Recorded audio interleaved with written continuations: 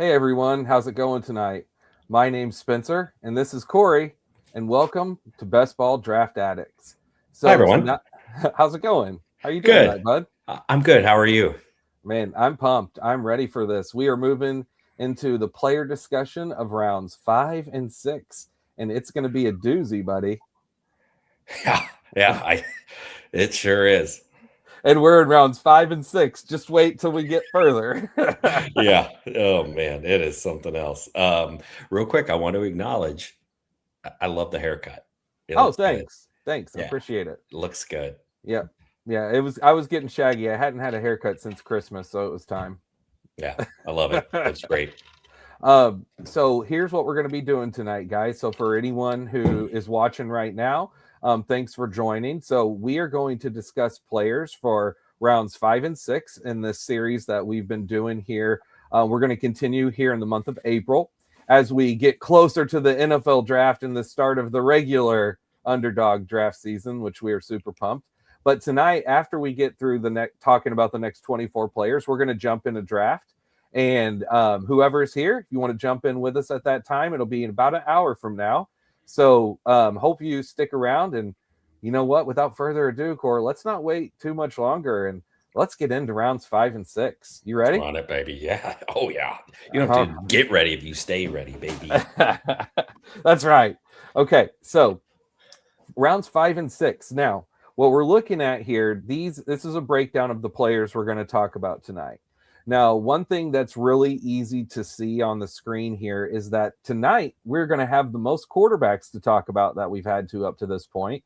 So far, it's only been one quarterback each time, Josh Allen, and well, actually, was it just Josh Allen? Is he the only Yeah, quarterback we've talked about that's so it. far? That's all we talked about. So yeah, because there was no quarterback in round 1 and 2 this year. So this is it. This is the time whenever you can jump into quarterbacks in rounds 5 and 6, or you can keep fading it. We'll talk about that too. But there's 7 running backs, 10 wide receivers, and only 1 tight end. So very similar tight ends up to through round 6. There's only 4 of them that go.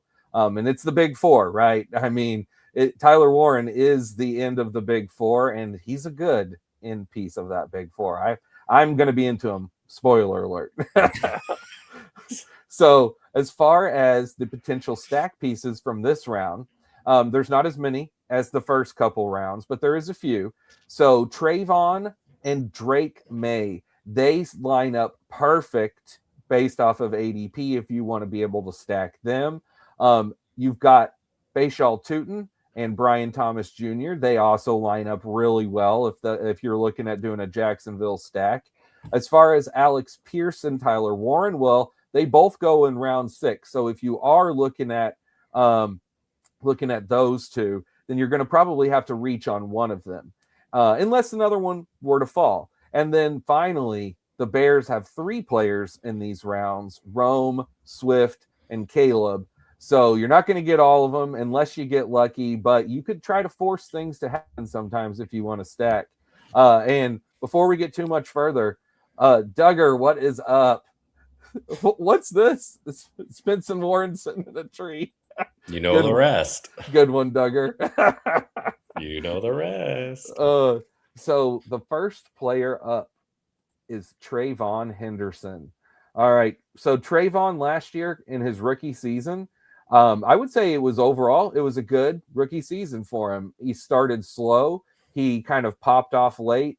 I know he had a couple really big games with multi-touchdowns, one of them being in the playoffs. So I was a fan, and I think that this year I'm probably going to be looking at him. However, my initial gut thought is it's a little high. I'm probably not going to be taking a ton of them unless I'm looking at doing some Drake Maye stacks. So Cory, what do you think?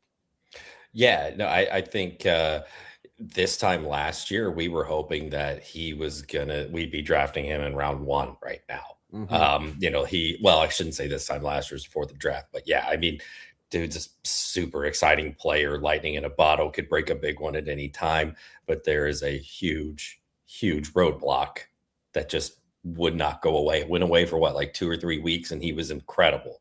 And then Ramondre just couldn't. And even in the playoff run to their Super Bowl run, it was the Ramondre show. It was sad. But with that said, do you think that that's going to continue going into Treveyon's year 2? Or do you think that this is the time where maybe we start to see the dip of Ramondre? Last year, I was the Ramondre drafter, and it definitely worked out. Yeah. This year, Yeah. I don't know. What do you think?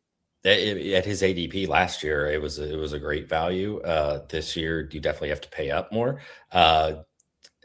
Treveyon is, I think he's a really good best ball play. And as far as the Ramondre thing is, I mean, he's still there, and Vrabel and company like him clearly, and it's going to be a timeshare. No other way you slice it, unless an injury to Ramondre, or if Treveyon just takes some sort of leap, then I have to imagine it's still going to be it's just a timeshare. So yeah.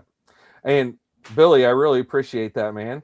And then Corey, as far as his ADP, so let me just do this real quick and show over the course of the draft season, his ADP has pretty much stayed about the same. You see it's gone up and down, but not further than a few picks. It peaked at, looks like 44.7, but it's pretty much stayed right around the 47 range. And that's kind of where it's at now, where it started and where it's at now.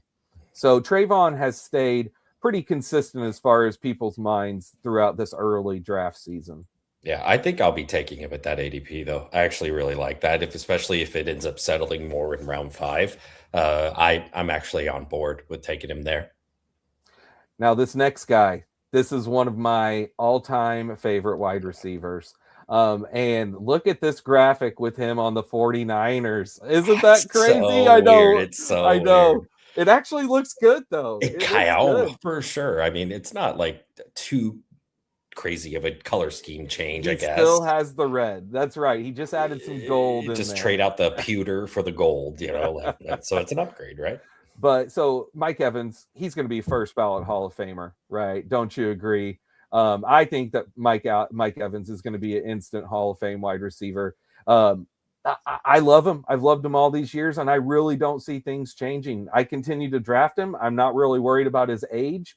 A lot of people have been worried about his age, especially in Dynasty. He's been cheap the last few years, people waiting for that cliff. And I understand waiting for the cliff, but I don't think the cliff is here. And I think going to San Fran might re-energize him for at least another couple of years, at least another one. That's all we really care about, right? We care about this year right now. Absolutely. Yep. Yeah, he's the wide receiver version of Derrick Henry. You just keep waiting and it doesn't come. Well, last year was injury, but when he was on the field, he was productive. Oh, absolutely. So are you into drafting Mike Evans this year? Or what do you typically do with him? Are you normally a fader? Last year I was, and really it's just because of the mouths to feed in Tampa. It's not as big of a thing in San Fran because, they still have Pearsall, George Kittle coming off a serious injury, McCaffrey, but again, we've talked about him and the potential risks and whatnot. As of right now, Juwan Jennings is still a free agent. Brandon Ayuk is still on the roster, but he's not expected to be. I was going to say season starts. So, I mean, Mike Evans has a clear path to be the easy. I mean, he will be the wide receiver 1 of this team. The only thing that could stop that is if for some reason Purdy and him just don't click. But yeah, I mean, I think you're getting a team, a very good offenses, wide receiver 1 in round 5. I'm sign me up. And correct me if I'm wrong, but Mac Jones is still the backup there, right? He is, yeah. Okay. They as of right now, they haven't traded him. They said that they wanted a second round pick, I think is maybe what it was, and no other team has bought in. So it's looking like he's going to still be the backup. And that makes you feel great because Mac Jones has looked really good whenever he's needed to play, especially these last 2 seasons. Hey, Who Hams, what's up, my friend? Glad to have you back with us tonight. So let's take a look at what Mike Evans' ADP has done this early winter. Take a look at this. So I wonder what happened to cause this spike somewhere around this point. I was going to say, I bet we can tell when he signed. I wonder what happened. So it started off at 65, went down to as low as about, looks like 71. And then now we're rocking a cool 48. And personally, I have no problem. Why do you suppose that he's actually a more discount compared to last year? You think it's the age? Because he was going pretty consistently round 3, round 4, right? I mean, wasn't he? I think it's the age. Yeah. I mean, and the fact that, I mean, he did get hurt, like you said. And so that is, that lives fresh in people's minds. Yeah, I mean, I'm not saying I'll take the discount, but I was just wondering, like, compared to last year, I mean, he potentially could be in a better situation, but yeah, he is a year older. I get it. And Whohams, he had 23% before he signed. That's why you early draft. That is Yep. the motivator right there. If people were wondering, like, who are these psychos that draft in January, that's exactly why you draft in January and February. Yep, and normally that's me with baseball drafting in the beginning of November. But this year we're in a little earlier for football. I love it. And Whohams also says it's more about his price still semi-anchored to the earlier price, just like DJ Moore. Yeah. I'll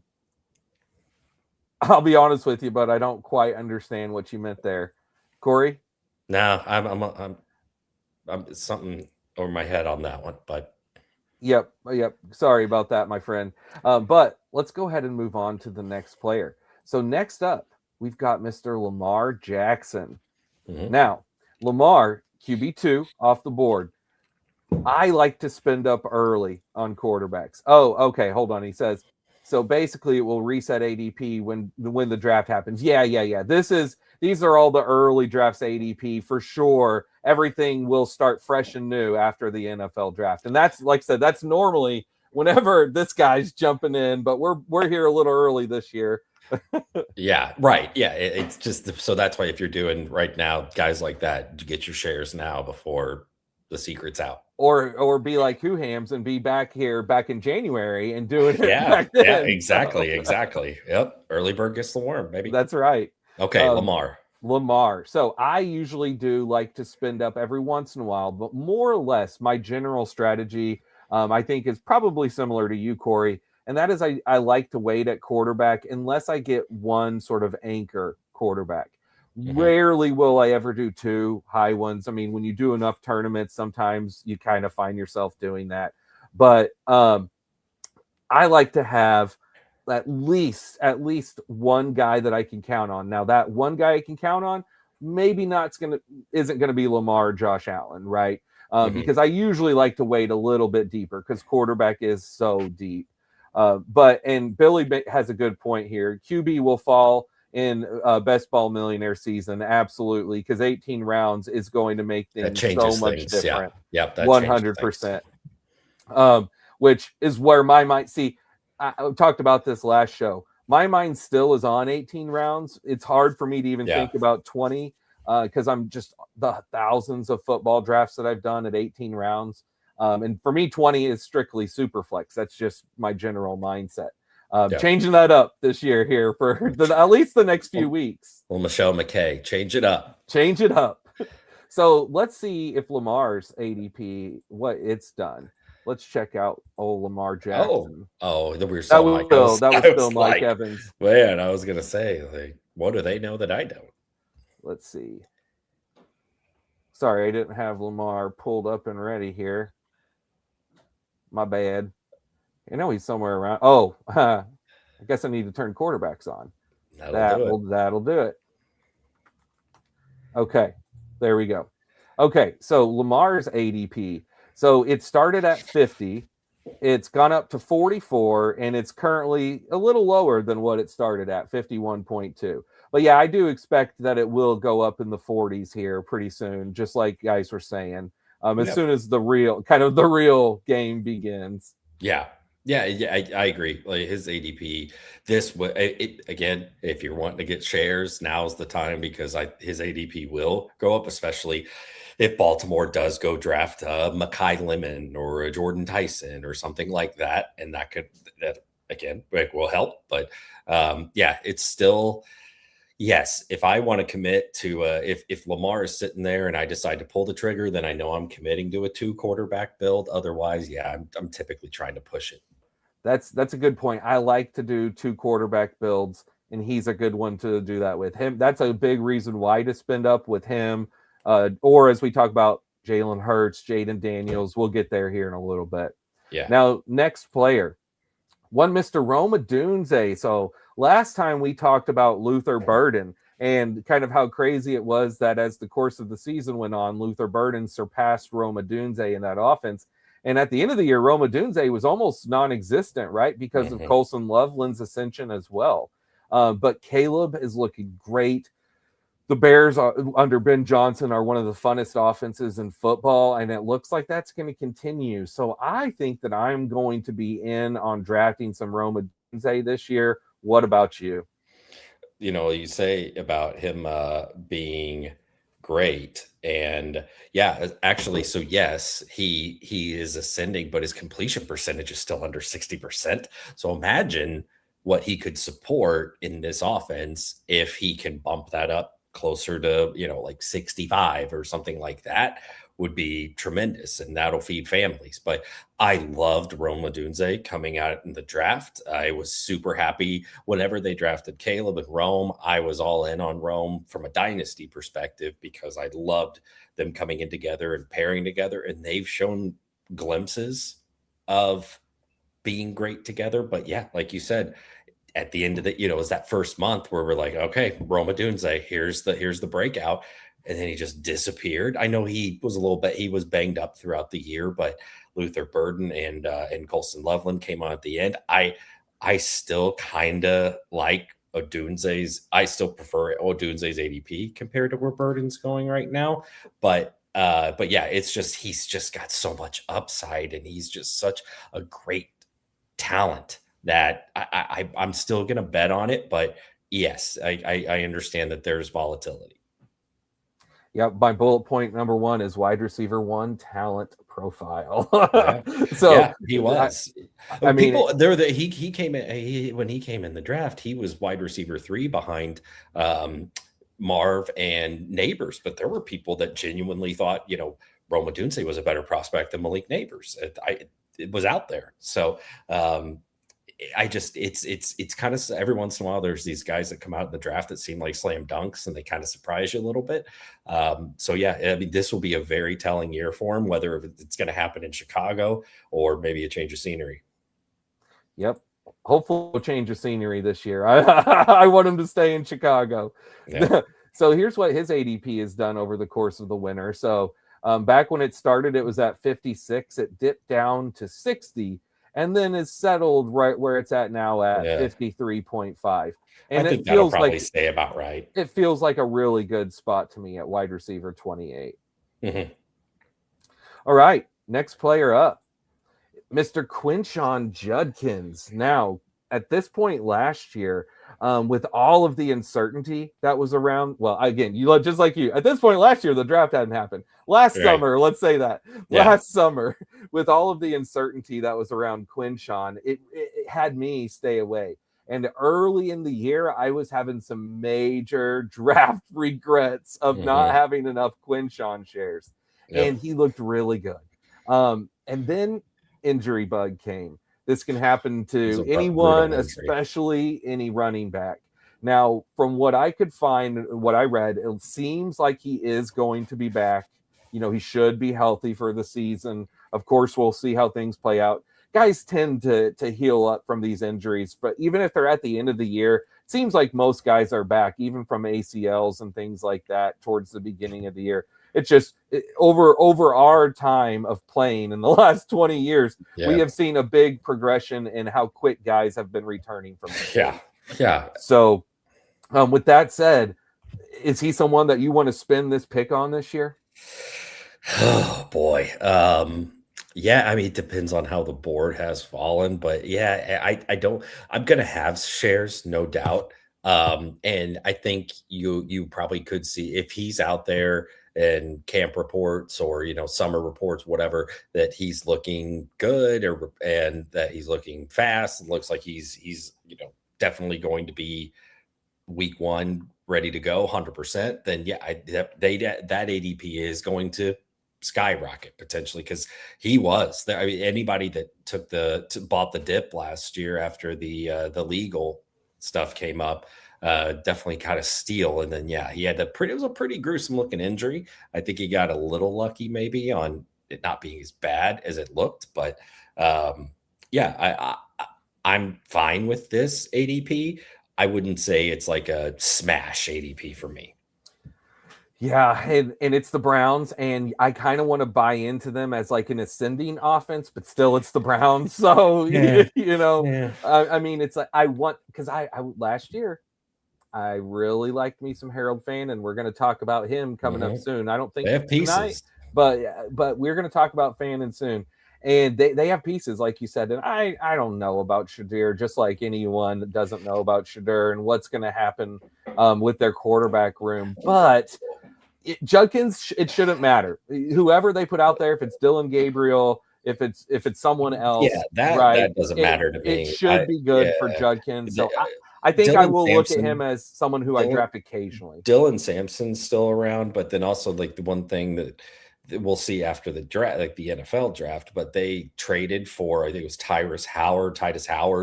So right tackle, and then popular mock situation to them is at 6, or if they trade back at all, is going with the tackle. So addressing left tackle, the Monroe Freeling is a name that's thrown out with them a lot. So if they address the tackles and upgrade that offensive line, that bodes well for Quinshon. And let's see what his ADP has done this winter. So looks like it started really low back in January with fresh off the injury in people's minds. And then there was probably a good report that came out somewhere around here at the beginning of February. That would be my guess, and then it had this nice spike, or maybe this is just right out of the gates, just things normalizing within the first couple days of drafting. That's probably what it is. And then it looks like he stayed pretty much the same. And again, we both think that this is a very fair ADP, which does have the potential to rise even more with more good news this summer. Right. All right. Next player, Mr. DJ Moore, now of the Buffalo Bills, which we mentioned this with Josh Allen. It's pretty intriguing. I kind of like DJ Moore with the Bills. I don't want to say a lot, but I kind of I'll say this. I'm way more into DJ Moore today, right now, than I've been the last several seasons. Am I overhyping him in my mind? And I'm not saying overhyping in the sense of like, oh, I've got to draft DJ Moore every time. But it's just that now when I see his name, I actually want to click it, as opposed to before it was easy to move on unless I was stacking. I never clicked DJ Moore last year. I had so little interest in DJ Moore last year. And because when the Bears, I mentioned on the last stream, is they drafted Luther Burden to be the DJ Moore replacement. It was obvious they're the same player. So I knew that was coming, and it ended up coming to fruition. But DJ Moore in Buffalo, I mean, this could be a screaming value. Especially if his ADP hangs out in that 5th round. I mean, remember Stephon Diggs when he got traded to the Bills back in 2020, and he was going like 5th, 6th round, and he ended up being a league winner. This absolutely could be. Yeah, I mean, I feel the same way. I think it could. Yeah. Dalton Kincaid hasn't been what we thought he was going to be, and other than that, it's Khalil Shakir, because Keon Coleman has not been. I mean, they hate him in Buffalo, apparently now, the owner especially threw him under the bus. But yeah, I mean, it's the DJ Moore show. But barring some crazy non-chemistry thing with him and Allen, it'll be the DJ Moore show. He should be peppered with targets.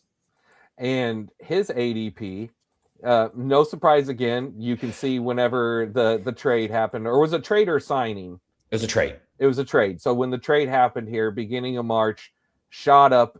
So his ADP started off at 86. So people that were drafting all the way through February got some deals on him down here.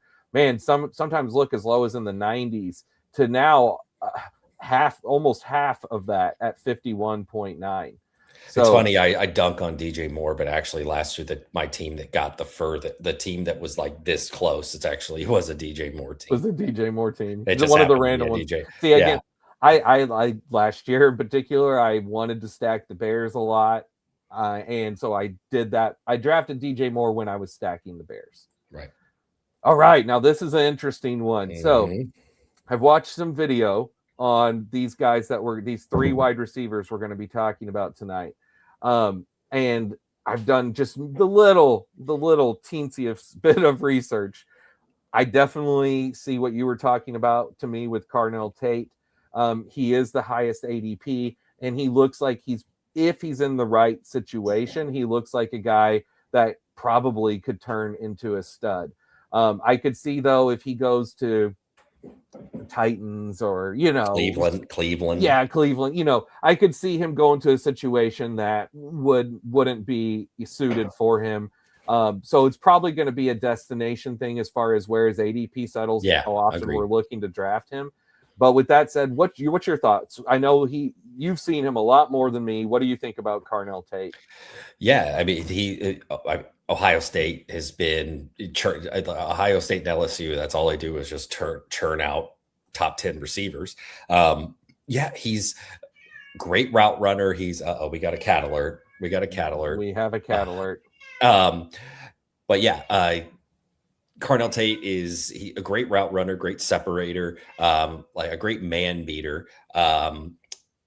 It's just, yes, like you said, depends on his situation. If you just go box score watching and looking at his stats, you're going to be underwhelmed because he was playing across from the best wide receiver prospect in college football. And maybe you can make an argument maybe of the last decade, potentially. But Carnell Tate, he is a rock solid receiver. Like I don't think he has the ceiling of a Neighbors or someone, a Jamar Chase or anything like that. He's probably more in like the Chris Olave kind of thing. So if you like, that's a comp that's for him, is because they're Ohio State route runners, man separators, that kind of thing. So if you're looking to try and trust me, if you're going to get a Chris Olave type in this point in the draft, great. But if you're expecting him to put up, be a wide receiver one, it just, again, depends on situation.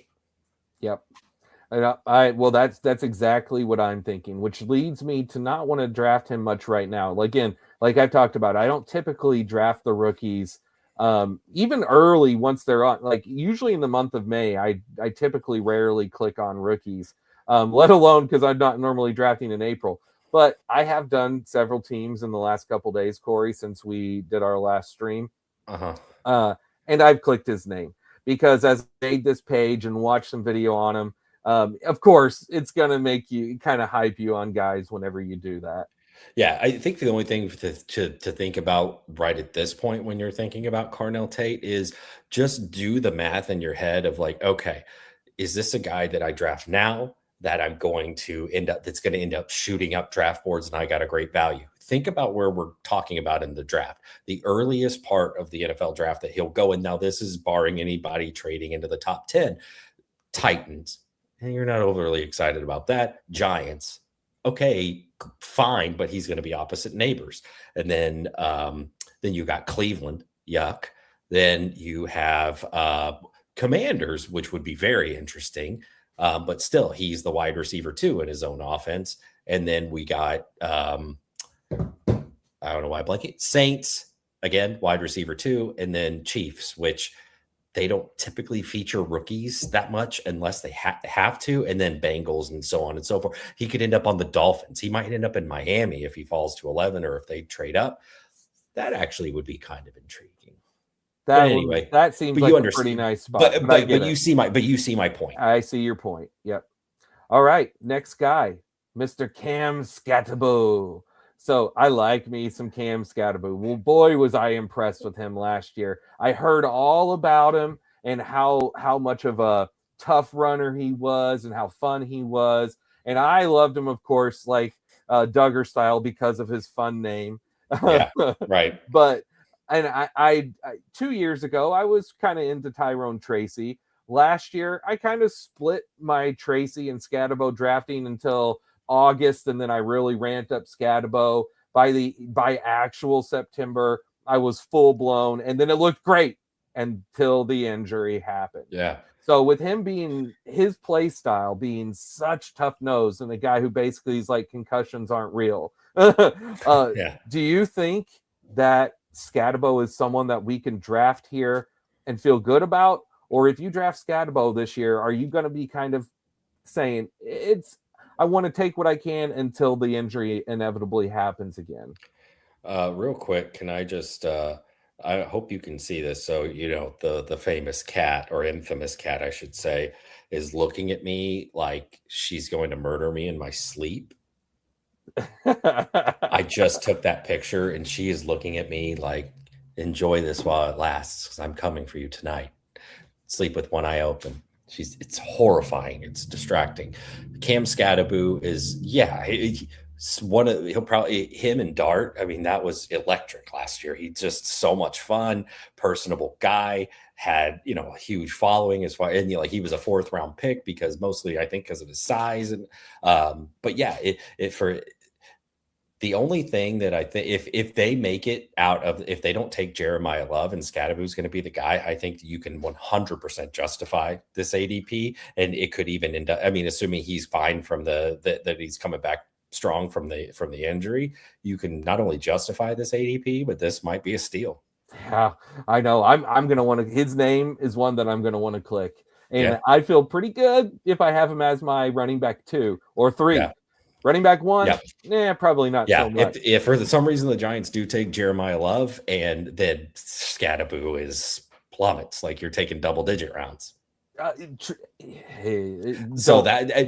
happen. Yeah, I know. Well, I know. I'm not saying it's going to, but if for some reason, because that's the thing is yes, Skattebo is a nice piece. He's a fun player, whatever. They spent a 4th round pick on him. If they really feel like they're that close to be, if they've got a lot of pieces in order, then Jeremiah Love's there at 5, take him, and then you've got so there's a non-zero chance of it happening.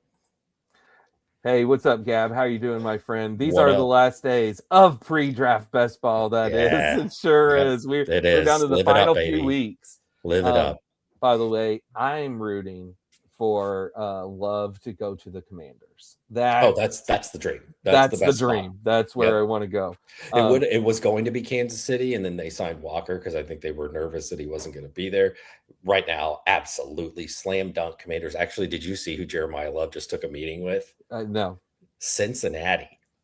Wouldn't that be something? That would suck for all fantasy. All of my horrible. Like Chase Brown and Jeremiah Love share. Like that is an awful fantasy situation. But for the Bengals, would be, and it would be so Bengals to do that. They have the worst defense in the league by a mile, and they draft more offense. Yeah. Great. Let's draft a running back. Here's Skattebo's ADP. So it actually has dipped from where it started. Okay, interesting. So that's kind of interesting that over the course of the winter here, people are a little lower on him. It looks like he peaked at around 42. I wouldn't have guessed that. I am happy that he's settled here at this 57, and hope that he kind of carries that over as we move into the main drafting season. Yep. All right, next up, David Montgomery in a very, very intriguing new situation with the Houston Texans. I'll be honest, I'm kind of really into David Montgomery. I knew you would be. I mean, this has you written all over it. This does. Because it's a guy who I've liked for years, but been down on the last couple simply because I've said, I'm not going to draft David Montgomery rooting for Gibbs to get hurt. And I don't really like to take teammates on the same team because then I feel I'm cutting off my edge one way or the other. Because anyway, I'm so glad David Montgomery is now on the Texans. And there's who do we have still as a competition for him? Woody Marks? Joe Mixon's gone. Is Joe Mixon done, by the way? He might be. Yeah. I don't think he signed anywhere yet, but they cut him, I'm pretty sure. Joe Mixon. And Dameon Pierce, I'm sure he's still hanging around. But nonetheless, I'm really into David Montgomery this year. Yeah. No, I don't think Mixon. Yeah, they released him a month ago, and he hasn't signed with anybody. Yeah, I mean, honestly, as far as actually landing spots, this is one of the better ones he could have because Houston's not in a position to where they can take day 1 or day 2 running back. So, and this outside of Jeremiah Love, it's not a good class. So I was going to say, from what you told me, there's really no good running backs in this class. There's not, barring something unexpected, like someone just, there's always one that ends up being better than we expected, but there's no one that's going to really like actually push him for the job. He's the guy. And again, if he's been workhorse, he's a workhorse kind of back. You're not so yeah, it's a great spot for him.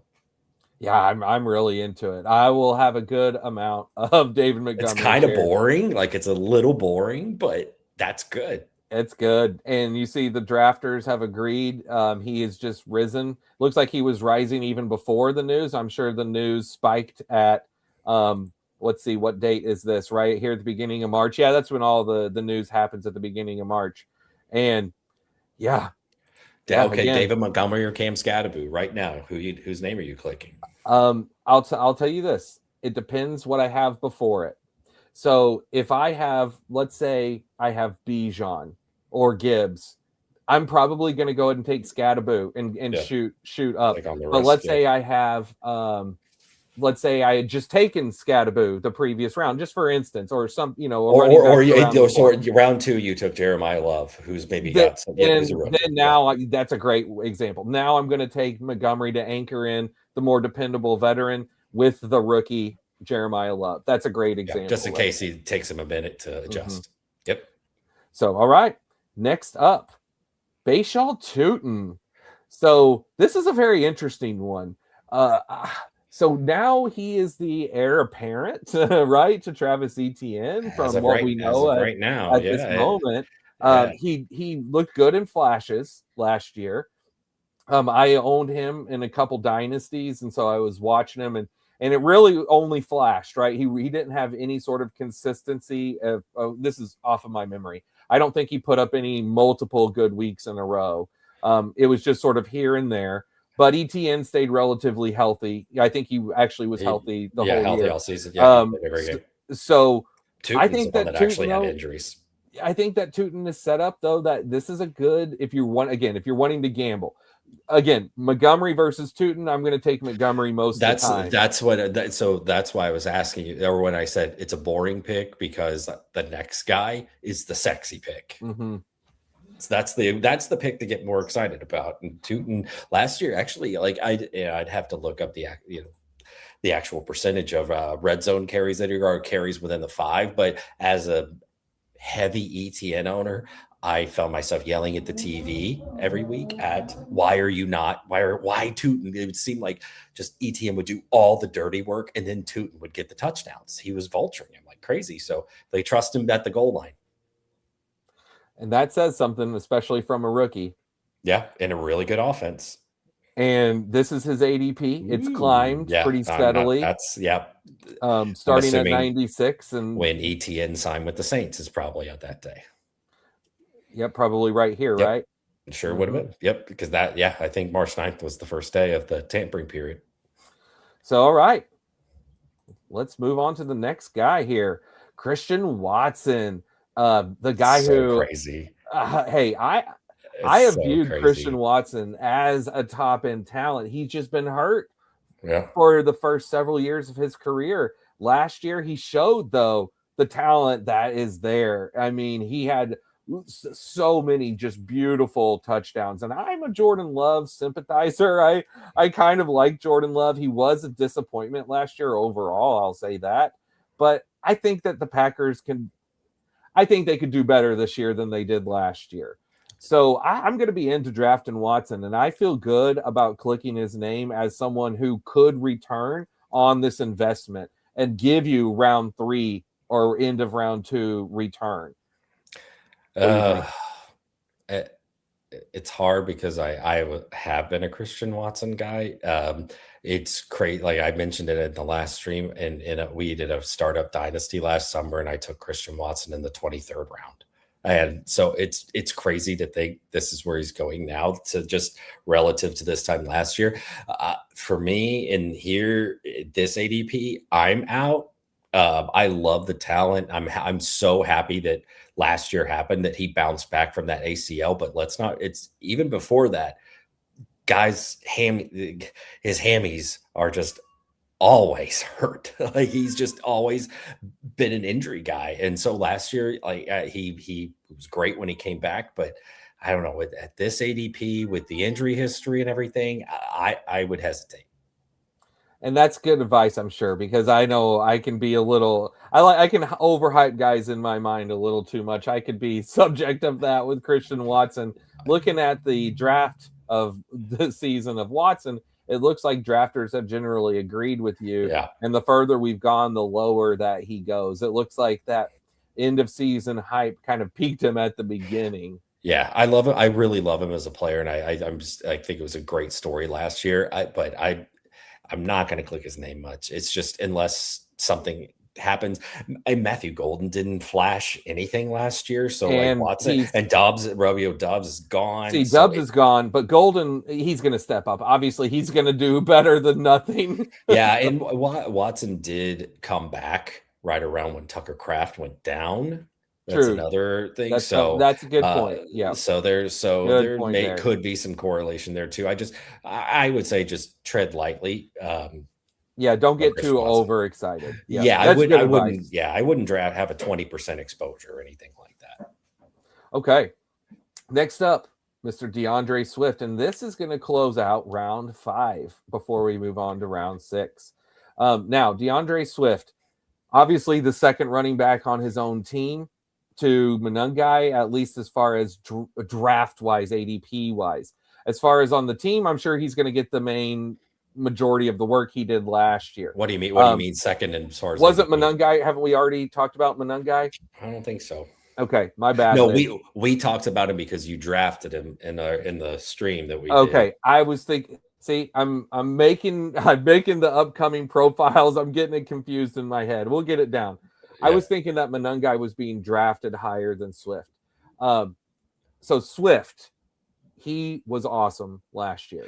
I mean, he's not that far off. I mean, right now, I know I don't want to spoil anything, but he's RB 32. So, okay, so I think we're going to be talking about Monangai next episode.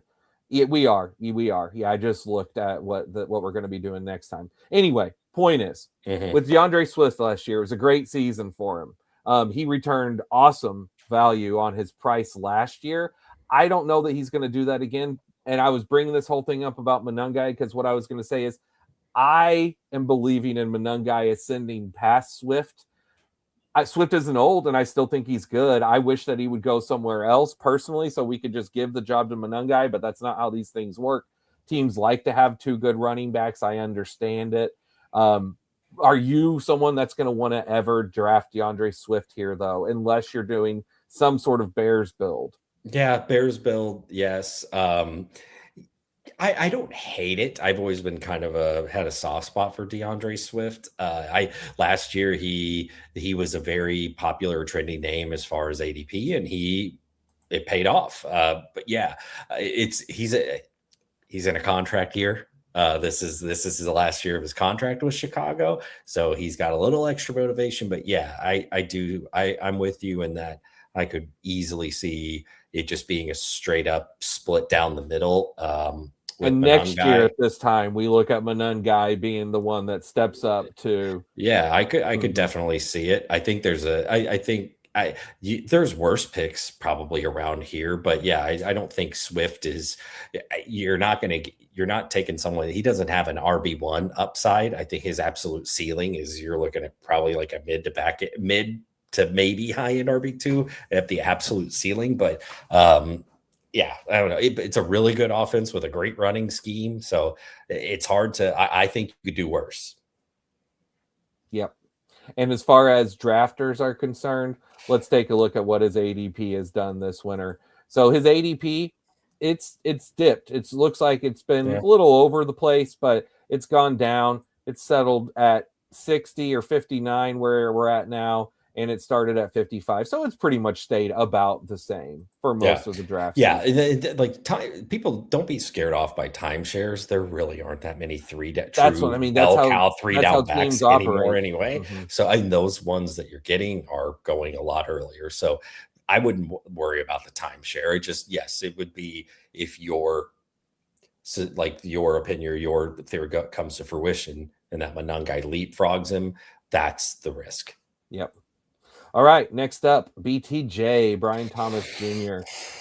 So I'm not huge on BTJ, but I do think this is a pretty intriguing value for the upside that he could give, especially if he were to be traded. But even if he's not traded, I think this could be a sneaky good pick. Yeah. What do you think? I love BTJ. I was like, I loved him out of the draft. I wanted the Chiefs to get him. And then in rookie year, all I kept saying his entire rookie year was like, God, he would have made a great Chief. And then last year, he burned everyone. And so, I mean, we were talking, he's late 1, early 2, and look at him now going in round 6. So it's going to be so hard for me to not click his name. But that's a me thing. Yes, right now, he could still be traded. I don't know. That's one way to justify the pick right now, but it's just he has so much talent. Last year, banged up throughout the year, but really more so, it just seemed like him and Trevor Lawrence are just not on the same page, which would be a great reason for them to trade him, but they don't have to. Yeah. And I'm going to draft him, though. I know I'm going to. I know I will. Jacoby looked better than him once he got there, but so did Parker Washington. And so did Parker Washington. But Jacoby Myers gets traded there halfway through the season at the trade deadline and almost immediately leapfrogged him in the pecking order. I mean, what does that tell you? I know, but gosh dang it, you just can't, the talent's so intriguing. I know. And let's see what people are doing. Looks like he stayed pretty steady. You know, he had his initial settle, and then he stayed, looks like pretty much right around that pick 60. Yeah, I mean, nothing's really changed with him in his time. Yeah. Okay, next guy up. This one I am very into, Jayden Daniels. So coming off of a very unfortunate year last year, getting hurt early and missing the whole season.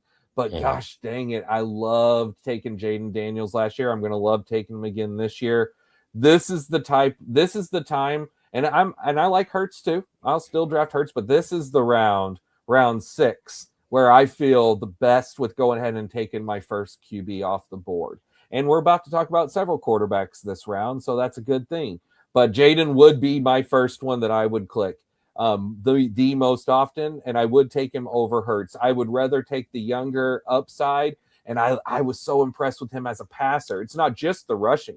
I was impressed with him so much his rookie year as a passer, and I don't know. I'm going to be into him. I'm going to buy right back. What about you? Yeah, he had a great rookie year because a lot of the time when we see these older prospects, because he was already 23, he was a 5-year guy. So a lot of the time when they come into the NFL, they're more NFL ready. I think this is you 100% on board with that. Like, this is probably the first when I'll actually start to consider it, other than whenever I enter a draft knowing I need to get some Josh Allen shares, I need to get some Lamar shares. Otherwise, I'm buying this. I mean, it really is a dip compared to where, you're getting a 2-round discount compared to where he was going last year. So, I'm in on the bounce back, and hopefully the Commanders, they have a few things to address as far as they really need a running back. They could stand to use some offensive line and another pass catcher, but otherwise, I'm in. You think Rachaad White's not the answer? I'm still on with Bill. You know what? Let's ride it. Let's go, Bill. You're a Bill guy. Love Bill. Actually, I was a Bill guy. You were. I was and that was before the hype. After our. This was whenever he was a round 18 pick. You were telling me about him whenever I'd never heard his name. Year. I was taking him round 18 or in rookie dynasty drafts. He was my last round pick in so many of them. And I just taxi stash. Meanwhile, I was drafting Austin Eckler. Yeah. I had Eckler share. I had a lot. I had a big exposure to him. Hey, too. that time is gone. That time was every year up till right now. Yep. And you see Jayden, he's pretty much stayed. He's also stayed really steady once his ADP settled. And I think that let's just say this. I hope it doesn't rise too much. I hope he doesn't move back into round 4 once we get into the regular season. But like we talked about earlier with quarterbacks most likely moving up, I can settle with that round 5 pick and still very good. Right. All right. Next up, we've got another rookie wide receiver, Makai Lemon.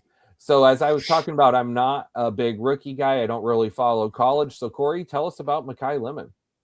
Yeah, he's a bit of a smaller receiver, but like it says, yak upside. His pro comp has been so the two names that get associated with him the most are Amon-Ra and JSN. It's like great. Well then I want to draft him. Well, like so, yeah, you're getting a steal right now. But he does have a similar game to Amon-Ra, based on just. I think he could probably play in the slot or boundary, but he's probably going to be a little more effective in the slot, like Amon-Ra is. Yes, they both came from USC too, but the guy he's the only thing that's been a red flag so far is he just had a weird combine interview. Like all his combine interviews were super. Like, go look at that before you really get into it. Like that'll tell you right there. Like, yeah. See, I hadn't seen that. That's you're either on one. You're either like this guy's a dog or this guy's really weird. But anyway, yeah, he really does have that. I actually am in on Makai Lemon. I like Makai, and I think his style of play will translate to the NFL.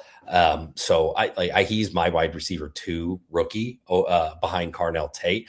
But if he lands in the right spot, he could potentially overtake Carnell Tate as the top rookie target this year. Maybe not dynasty wise long term, but yeah, I mean, he's a very intriguing prospect with a skill set that will play in the NFL. All right, duly noted. And so he's Amon-Ra, got it.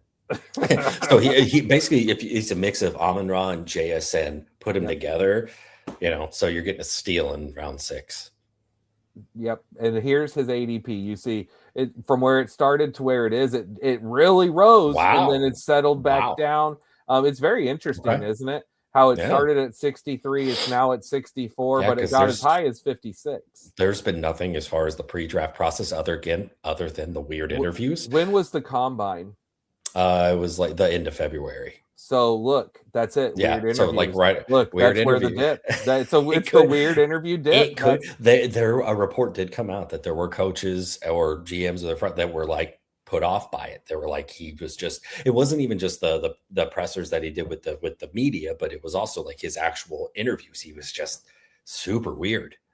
Yeah, I'm gonna have to go check that out. All right, next up, Mr. Joe Burrow. Not a weird guy. Not a weird guy at all. Just super cool. Just cool Joe. Just chill, cool dude. I know. Just throwing touchdowns to Jamar every year of his entire life. Yeah, like literally, that's what he's going to do. Yeah, that's it. Yeah. So it's like Brady and Gronk, they just won't play apart.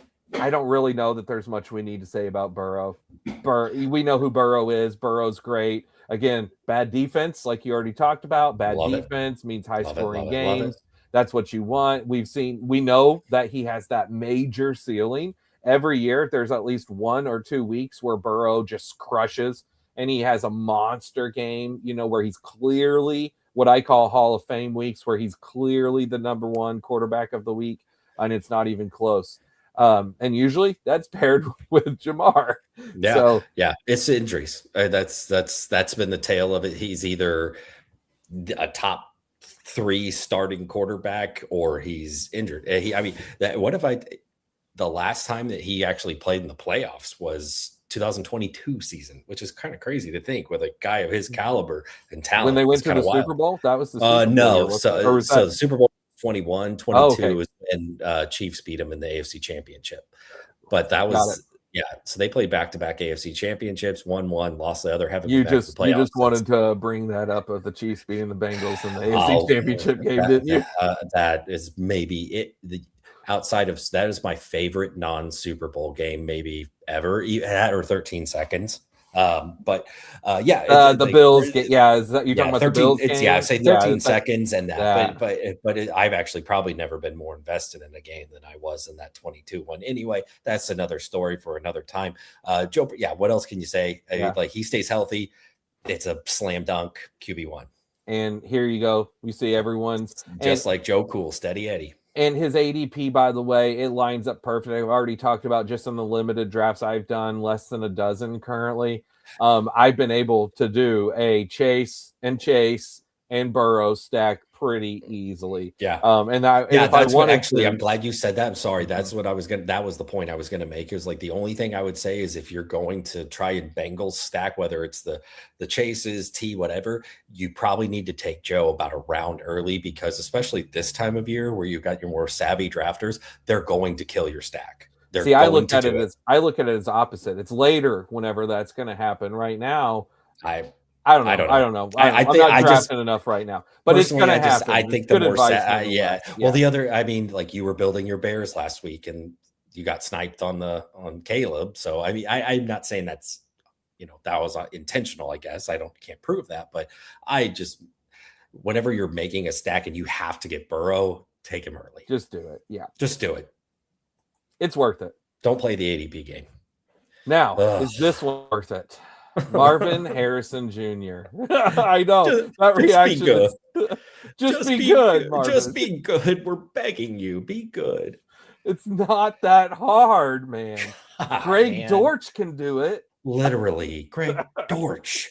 We're talking about Greg Dortch. I mean, so we probably should be talking about Michael Wilson here, but we're not. Right. We're still talking about Marvin Harrison for now. So obviously, I think everyone who's drafting right now knows Marvin Harrison's talent, knows his pedigree, knows everything we heard about him coming out of college, and also knows that the first 2 years have been, with lack of a better word, disappointing. Yeah. So I think, though, this is probably a decent time for a bounce back, year 3 bounce back, post-hype type of thing. But I just don't know. If I'm betting on the Cardinals, I want to bet on Michael Wilson and Trey McBride still. So it's still Jacoby Brissett. I'm probably not going to do it very often. Jacoby Brissett's still the guy. He's still their quarterback. People that do. Yeah. I mean, they're the Cardinal. They've already committed to Brissett as their QB1, and then they signed Gardner Minshew for backup. So I think whoever their next quarterback is of the future, maybe will end up like establishing, but I think we're in for another year of, it'll be just up and down. Like I get best ball. You'd rather take him in best ball than redraft because the volatility, I guess. But what ceiling is there? That's the thing. I mean, well, from what we've seen, what ceiling is there? That's I mean, it's all floor. We're still betting. We're still betting on an ascension that hasn't happened yet. Yeah, I don't think the wide receiver 1 ceiling is there like we thought it was the last couple of years, but he does have. It's probably a wide receiver 2 ceiling, but that plays at this point of the draft. You see the bottom line here, the edge for drafting Marvin Harrison: young, volume-driven floor with breakout talent. Yeah. So I think that pretty much says it right there. Yep. All right, and his ADP, it stayed pretty steady. Again, once it settled, it stayed right around where it's at. I don't foresee a lot changing other than maybe a dip. I don't think it'll rise. You just have to decide if you're ready to get hurt again. Yeah, that's it. That's it. That's your choice. Speaking of getting hurt again. So this one, I think both of us are looking at grabbing at this ADP. And that's Mr. RJ Harvey of the Denver Broncos, year 2 running back behind the freshly re-signed J.K. Dobbins. So I was so intrigued by RJ Harvey last year because everything that I was hearing was that he's going to be the new Alvin Kamara in the Sean Payton system for the Broncos. Mm-hmm. And who knows, maybe he will. Maybe that will continue and his receiving ability will grow and he will become a bigger part of that offense. And if we fade him, we'll look dumb. But I think that it says something that they went out and re-signed Dobbins for a couple of years. Now, also, though, Dobbins is hurt every year. So we can definitely keep this in mind. Dobbins can't stay healthy. So Harvey, if you even like Dobbins, you could say, well, Harvey will be the guy towards the end of the year. I could see that argument from anyone. But with that said, I'm probably going to stay away mostly. And I think you'll be the same, but go ahead and tell me. I wasn't a Harvey guy last year. I thought he was being insanely overdrafted and with his rookie profile, it was the draft capital that Denver spent on him that made him just soar up boards. And then even to the point of all these RJ Harvey truthers, when J.K. Dobbins got signed, all of them were like, they all said in unison, "Oh, that doesn't matter. That doesn't change anything. RJ Harvey's still the guy." Well, he wasn't, because J.K. Dobbins at this point in his career is a better running back than RJ Harvey is. And that was proven. Sean Payton clearly trusted him more. RJ Harvey gets more of the passing down work. So there's value there. But they brought back Dobbins on a 2-year deal and paid him real money. They paid him starter money. Like, so, I mean, it is probably a 1A, 1B there, but Harvey's the B. And I think it's not even close, in my opinion. It's the J.K. Dobbins show until he inevitably probably gets hurt. But from my understanding, and now, Grant, I don't know if it was ever confirmed, but that Denver was very active in free agency on the free agent running back market. I want to say that they were ETN chose the Saints like over Denver, and it was like neck and neck, and they were aggressive, but they inevitably chose the Saints. So, I mean, they recognized it, that they need someone else. So this ADP to me for Harvey is insane, but maybe I'm wrong. Well, take a look at how his ADP has gone. So you see how it's steadily declined. God, it was that high. It started at 46 and yes, has now settled at 67 where we are at currently. And the way the trajectory is going, that should continue to lower as we move into the main drafting season. All right, next up. There we go. My guy. So Tyler Warren, who I was such a big fan of last year, and really he did so well in his rookie season. But I will say the one thing that did hold him back was the offense didn't allow him really to hit the ceiling outcomes. One thing that I kept noticing about him was week by week, he was just a steady 14 to 17 points, right? Mm-hmm. He was just, which is really, this is what you want from your tight ends. It was really nice. But at the same time, he wasn't hitting those, like he didn't ever have a big week like Colston Loveland did, right? Mm-hmm. You know, where he has that monster. But those monster games can come out of nowhere. So when Michael Pittman's gone, so there is that, you know, I think that maybe with Pittman gone, Pierce and Warren both being the two that could be the beneficiaries of the extra targets.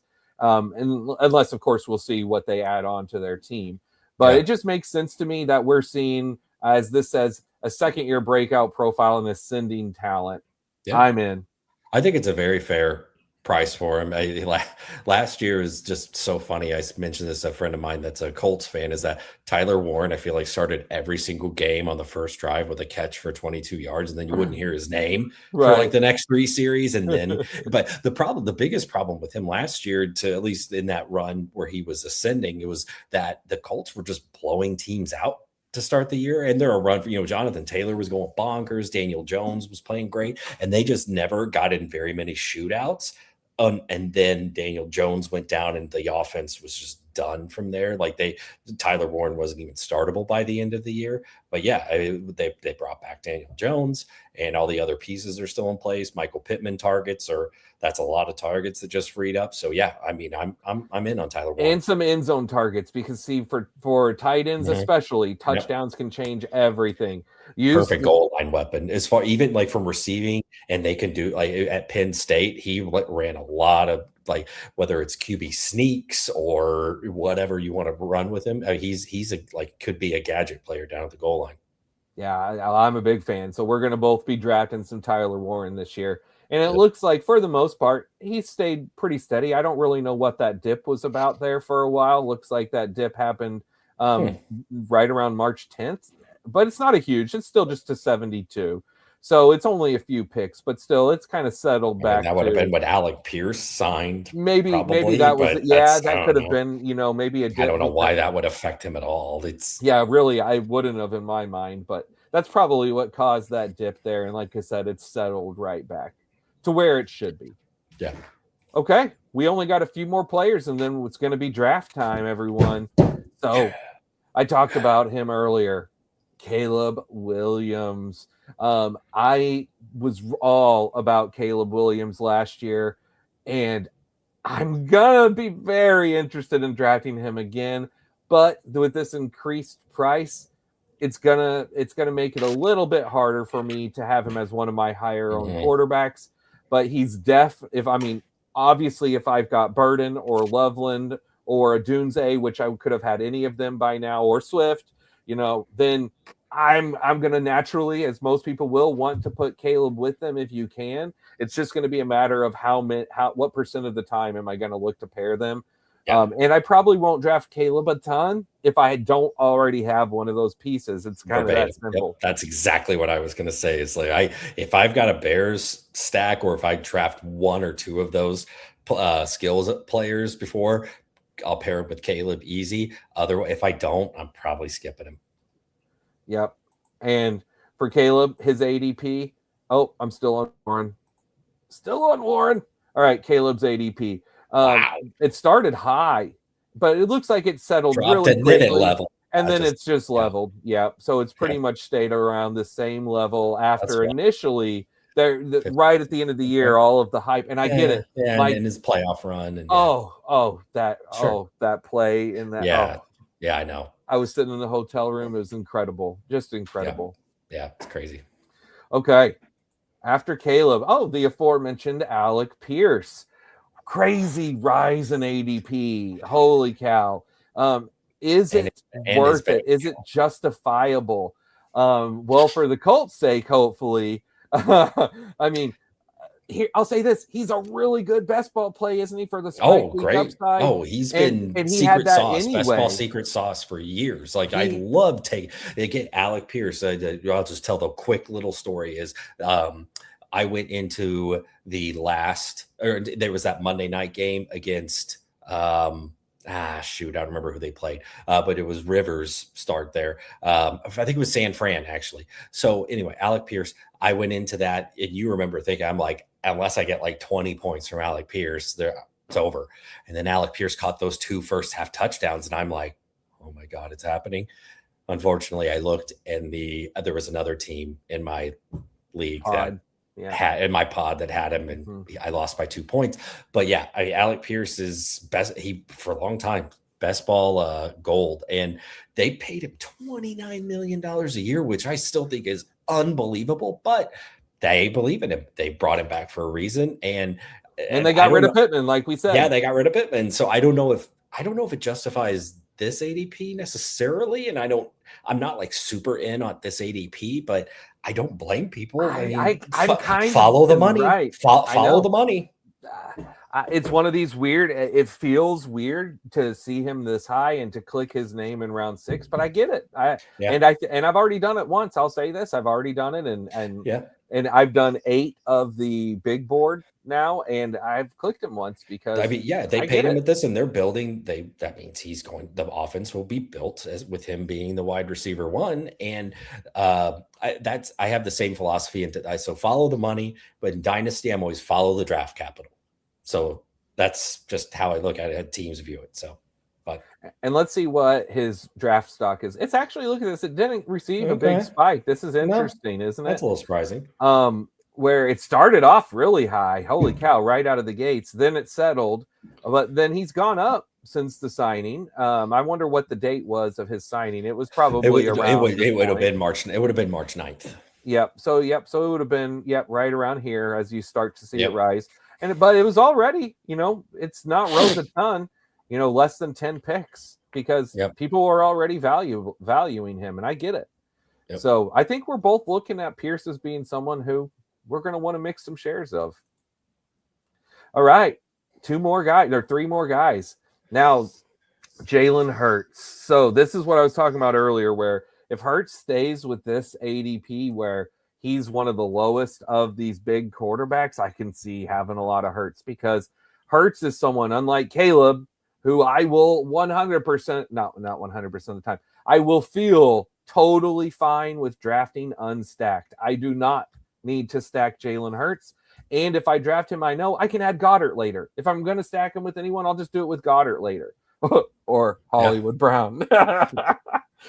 maybe not. But Maybe. I'm totally fine having Hurts on his own and having Hurts in a 2 QB build. Yeah, I don't think the AJ Brown thing, if AJ Brown gets traded, I don't think that affects him at all, to be honest, which is crazy to say given his talent. But I think with Devontae Smith, Hollywood, Goddard, and Saquon, I'm fine with it. It might even, from a mental aspect, could even be better if you believe the rumors that are out there. And as of right now, the tush push is not going anywhere. So I was about to ask. even I though know there was some rumors. but they actually Philly went away from it. And I don't know if it was because they were getting not called by the refs. The refs didn't seem to ever catch it, but the media was all over them about the false starts. But it seemed like they didn't run it really. Like there were other teams that ran it more than they did, surprisingly. So I think, I think this is a great price for him. I think this is a very fair price. And yes, I don't think it doesn't need to be stacked to draft him. Agreed. Yep. Here's what Hurts ADP again settled completely. It started low. Wow. I mean, right out of the gates, people weren't really looking at him. And then again, it instantly settled to where it is. Terrible in the playoffs. That's what it was. That's the terrible playoff beginning price. Horrible. And then people are like, okay, we know who Jalen Hurts is, and it's settled to where it is now. Yeah. Which again, I think is completely fair and totally I think he's a great bounce back candidate. Yeah, totally playable. All right. Next rookie wide receiver, Jordyn Tyson. So again, Corey, I'm going to default to you. Have you talked to us about Jordyn Tyson? So could be the most polarizing player in this draft, the entire draft, because he has, if you said right now he's 100% healthy, he's probably the best receiver prospect in this, even over Tate and Lemon. It's just he's never healthy. He hasn't played a full season, I think, since it's been like 3 years. So the last couple of years, I think he's had ACLs and all that stuff. But and then he hasn't gone through any pre-draft testing because of hamstring injuries. It's just he has all the talent in the world to be I don't know about elite, but a wide receiver one, like for fantasy. He has the tools. The problem is it's just all health. And so you'll find out, I'll tell you what, on draft day, the NFL will tell you what they think about him, depending on how high he goes. Like Peter Schrager put out his mock draft today. He only does 2, and he's a guy that's in the know. He has Jordyn Tyson going 9 to the Chiefs as the first receiver off the board. If that happens, Tyson's value is going to skyrocket. I think he's probably going to end up going later in the first round because there's going to be just a lot of risk averse teams. So wherever he lands, just you got to keep that injury and volatility thing in mind. And if he went to the Chiefs, would it kill Worthy? No. Honestly, with the injuries and with him being a rookie, I think if Jordyn Tyson, if they draft him at 9, Rashee Rice is not a Chief next year. Interesting. That's what I think yes, he will help this year, but they're drafting him to groom him as the wide receiver 1 alpha, and Rashee Rice, don't let the door hit you. Because Rashee Rice said on a stream yesterday, I think yesterday or 2 days ago, that he wants JSN money. And the Chiefs don't typically do that type of stuff. Nothing. Yeah. And especially for guys that have some legal trouble. But yeah, anyway. Yeah, that have had some issues. Let's just say that. But on the field, he's pretty good whenever he's healthy. Sure. So Jordyn Tyson, you look and see that from where he started, it's been a pretty steady decline. As like you said, people tends to happen when he hasn't done any testing at all because of hammy injuries, and so it's just already dealing with all the injuries before, and now soft tissue injuries keeping him out of pre-draft workouts. That's a tough sell. Yeah. And guys, anyone, just to let you all know, we got one more player, and then we're going to look at jumping into a draft. So if you're wanting to draft with us, go ahead and post in the comments and let us know if you're wanting to do a little board or a big board. All right, because I know the big board is about to fill. I think we're in the 97th percentile of it. So another day or two, and then that thing's going to be gone. All right. Last player of the night, Corey, and it is one Mr. Drake Maye. What an ascension for Drake Maye last year, all the way to the Super Bowl. One of, again, so many people's darling picks for the last couple of years, including me. I took a lot of Drake Maye last year, and I was so glad that I did as the best ball season went out. He was such a good value, and that was much later than this pick right here. Now, with the fact that he's moved up to a very close to Jalen Hurts level ADP, do you think this is too high? No, only considering who else is around him. If he was going ahead of Hurts and a Jayden and that, yes, that would be too much, in my opinion. I just think that Drake Maye, the rushing side he was the super trendy sleeper guy last year, and the rushing upside helps. His weapons, depending on Phil Romeo Dobbs, have arguably gotten worse so far. So we'll see if they upgrade him there. His offensive line wasn't great either, which is why one of the reasons he got destroyed in the playoffs.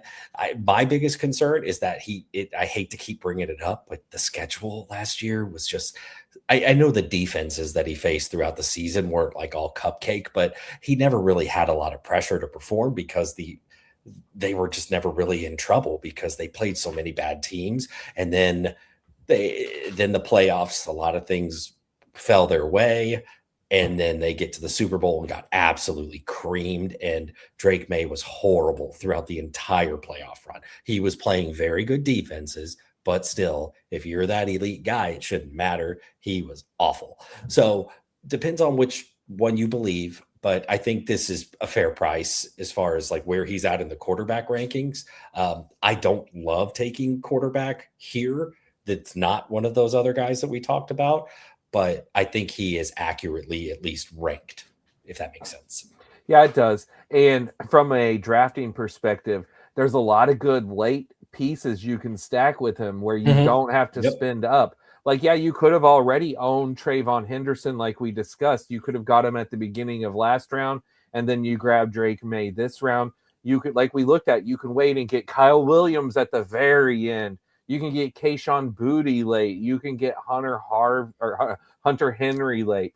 Kyle Williams we talked about last time. Drake Maye is if there aren't any other trades or anything like that, him and Romeo Dobbs could actually be a pretty good stack. And again, Dobbs, yes, another one who again goes three rounds from now, 2 rounds from now, something like that. Yeah. All right. So here's how Drake Maye's draft season has gone. It started off really high from the playoffs. It's interesting how it had this little dip and then spike again. That was probably, I bet, let's go look at the date. Is that around the Super Bowl? Yep, sure is. Isn't that when the Super Bowl was? It was right. And then look, a big, after the Super Bowl, look at that dip. So he went from 46 down to where he is now at 70. That is people reacting to the Super Bowl. Holy cow. He played great defenses through the entire playoffs in his defense, but still, it did not help the soft schedule narrative. You're not wrong there. He was horrible. And before we look at getting in the draft, Corey, check this out, what Ace Boogie has to say. UDFA Gym Watch, wide receiver, kick returner, Kyrie Duplessis out of Delaware, 5'11", 190. Best game was 9 catches, touchdown versus UConn, player caught Marvin Mims. All right.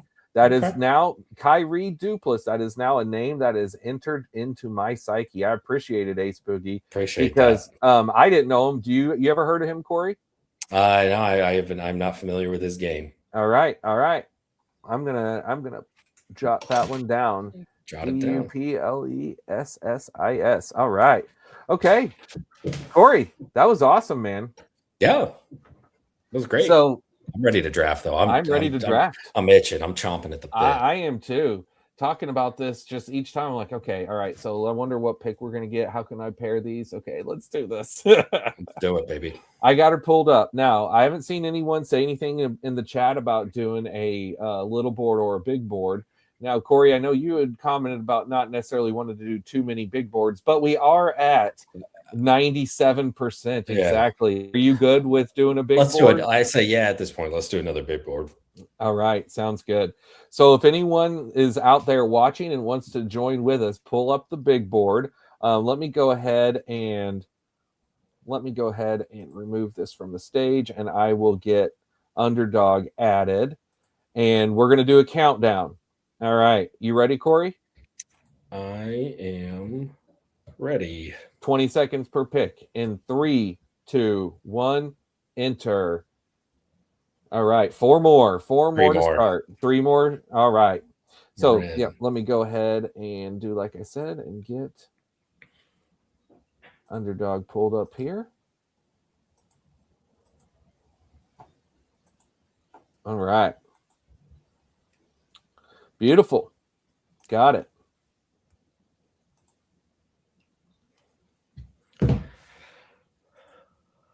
Oh. 2 more. 2 more. Get the board here the way that I like to look at it, and then as soon as the draft starts, we'll expand that. Okay. Actually, I wonder if I can expand it right now. I sure can. Man, what do they think of? One more. So whenever, Corey, you were not, I had already been drafting on baseball for like a month or two, and I was watching one of Stacking Dinger's shows, and I saw how he had the board big on the screen, and I was in a draft, and I'm like, man, how did he get that board so big? I'm gonna have to figure out. And one of the guys just said down in the comments, he's like, you just hit the arrow. You just hit the arrow and it expands the board. I'm like, oh my gosh, it was that easy. I could have been doing that the whole time. Yeah. Whoopsies. But once I knew it was that easy, every time, here we go. This is the best way to look at the draft board. Yeah. In my opinion. For sure. Agreed. Let me see. Do we have anyone that said anything in the comments? No. Nothing. All right. Nothing said anything in the chat. No one's yet. So. Okay. So we've got one more to start. Now, out of all of those people that we just named tonight, Corey, while we're waiting, tell me who's your favorite round 5 pick and your favorite round 6 pick. Oh man, you put me on the spot. I'm putting you on the spot. We just went through the names. Let's hear it.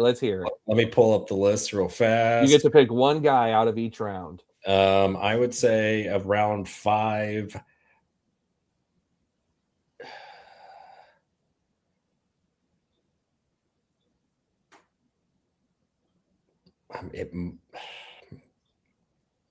It might be DJ Moore as far as like who I'll probably be drafting the most. My answer it's going to be Moore, Mike Evans. Mike Evans. Mike. I would say the 3 names to me is Treveyon, Mike Evans, DJ Moore. And in round 6, Brian Thomas. I can't stop. So yours is Brian Thomas, and for me it would be Tyler Warren.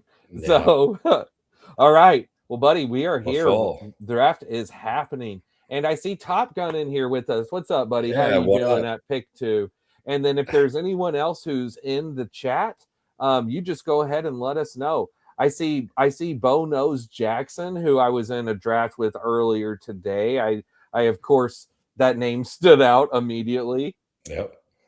I actually have in my bedroom in there, Corey. I don't know if I ever showed you this, but I actually still own the VHS of Bo Knows Bo from the 90s. It's so great. That's the least surprising thing. It is so great. I haven't seen it ever. I mean, obviously now I'm sure you can just find it on YouTube, but pop it in. I wish I had a VCR, dang it. Yeah, we need to find one. Out in the garage, I've got a bunch of old VHSs and boxes. I'm sure they still work. Nothing wrong has happened to them in the last 20 years up in plastic boxes. Right.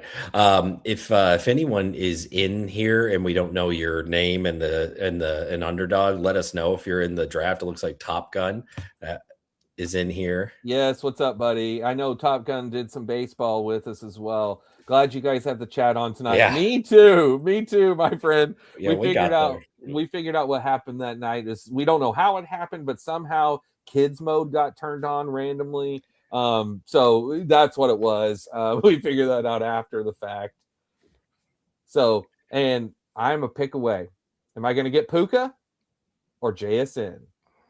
Dun dun dun. Dun I'm dun dun. I'm Either pick way, alive. this is such a tough decision. Yeah, it's a tough call. Man, is the draft board stuck? There we go. Okay, All right, we're going to do that quick. Boom, JSN. Come on down. Don't even have to think about it. Not even gonna think about it. So now that I've done that, I will tell you, I probably am going to look at seeing what running back falls to me. I won't be necessarily opposed to, of course, if Bowers or McBride is there, but I'm kind of thinking initially, now that I've done several drafts and I kind of know how these things go and I'm getting a better handle of building teams.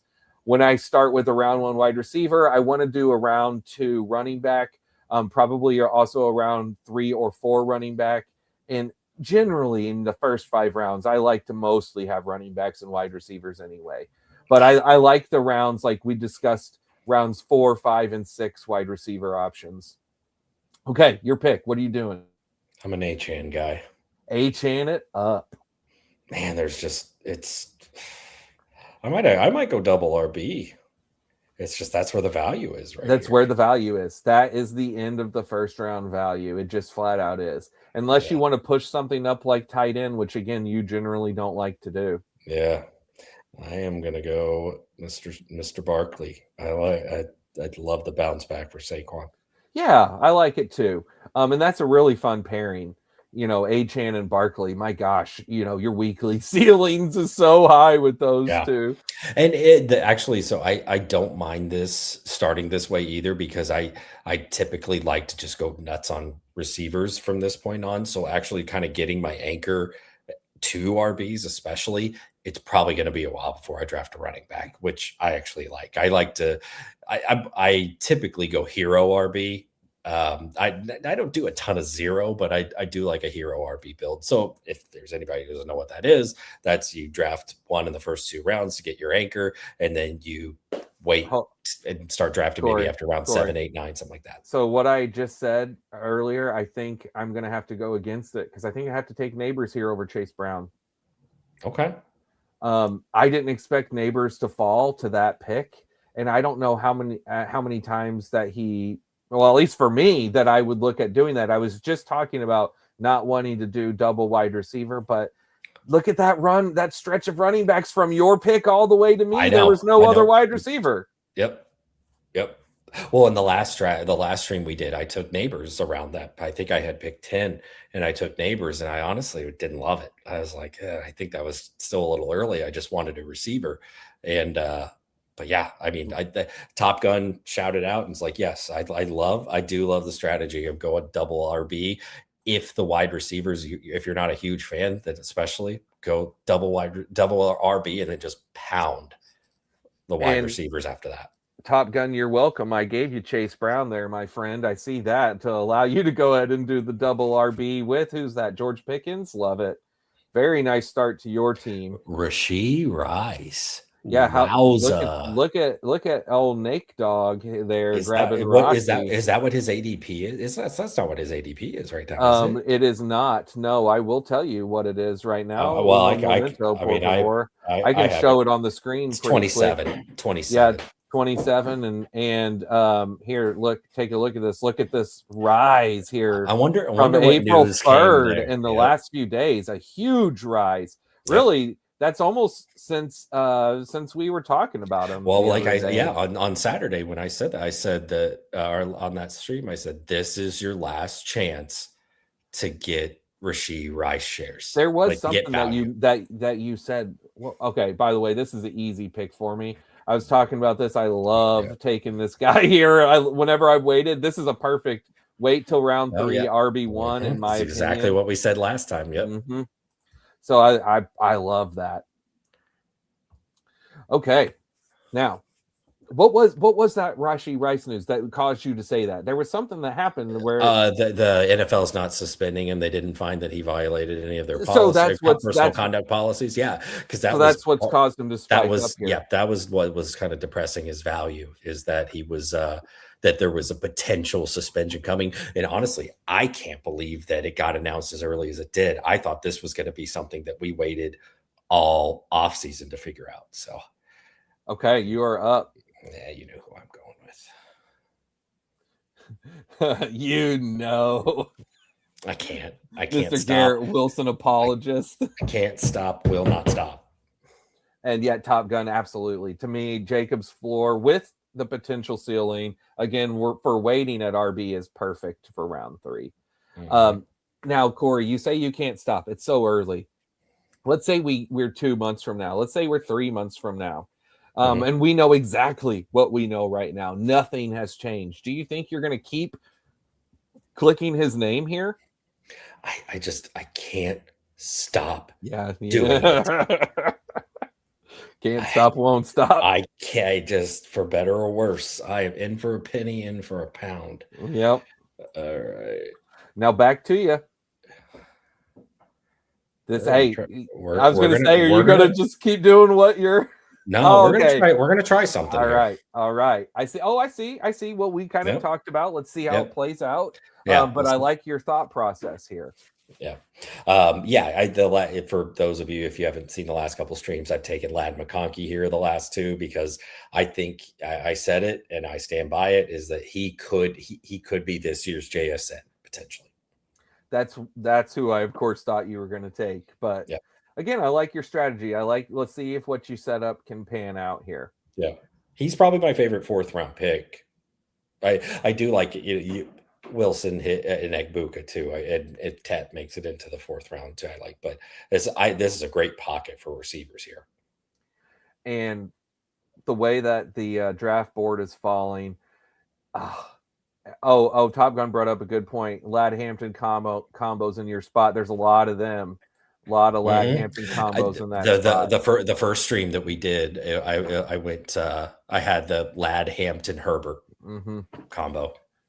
And this is easy for me. What am I about to do, Corey? Sorry. There it is. Yeah. Oh, Loveland. Yeah. Yeah. I was doing something. That's all right. That's all right. I was going to see if you'd call it out a few seconds before. That was easy. By waiting there, I mean, I like to have strong tight end, and I like to then push tight end and then maybe look at one around maybe round 12 or 13. And then I either be done or, maybe I grab Mark Andrews or something like that. And I feel like I could be done. I want to at least give myself the option to do a 2 tight end build on most teams. So I guess like when it comes around next time, you'll have an opportunity if you wanted to try for that Chicago build with Odunze. And see if we push it to for him to come back around. It's a possibility. That is a possibility. Now, I will tell you, this also is a good time for me personally to grab and dip into RB2. Because if I wait too long, I've kind of learned this already. If I wait too long past this point right here to grab my RB2, I'm not loving my RB2. Whereas I still feel really good with Skattebo or Montgomery, as we talked about on the show tonight.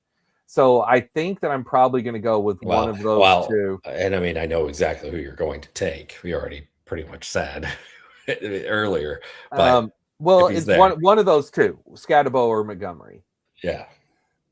And because I have Jacobs, this is a good point for what we were talking about earlier. I kind of feel like it's not a bad time to mix the Skattebo or Skattebo here and take the upside pick, since Jacobs gives me such good solid floor. But at the same time, the steadiness of Montgomery. Okay, doesn't matter anyway. There we go. Made the decision for you. Made the decision for me.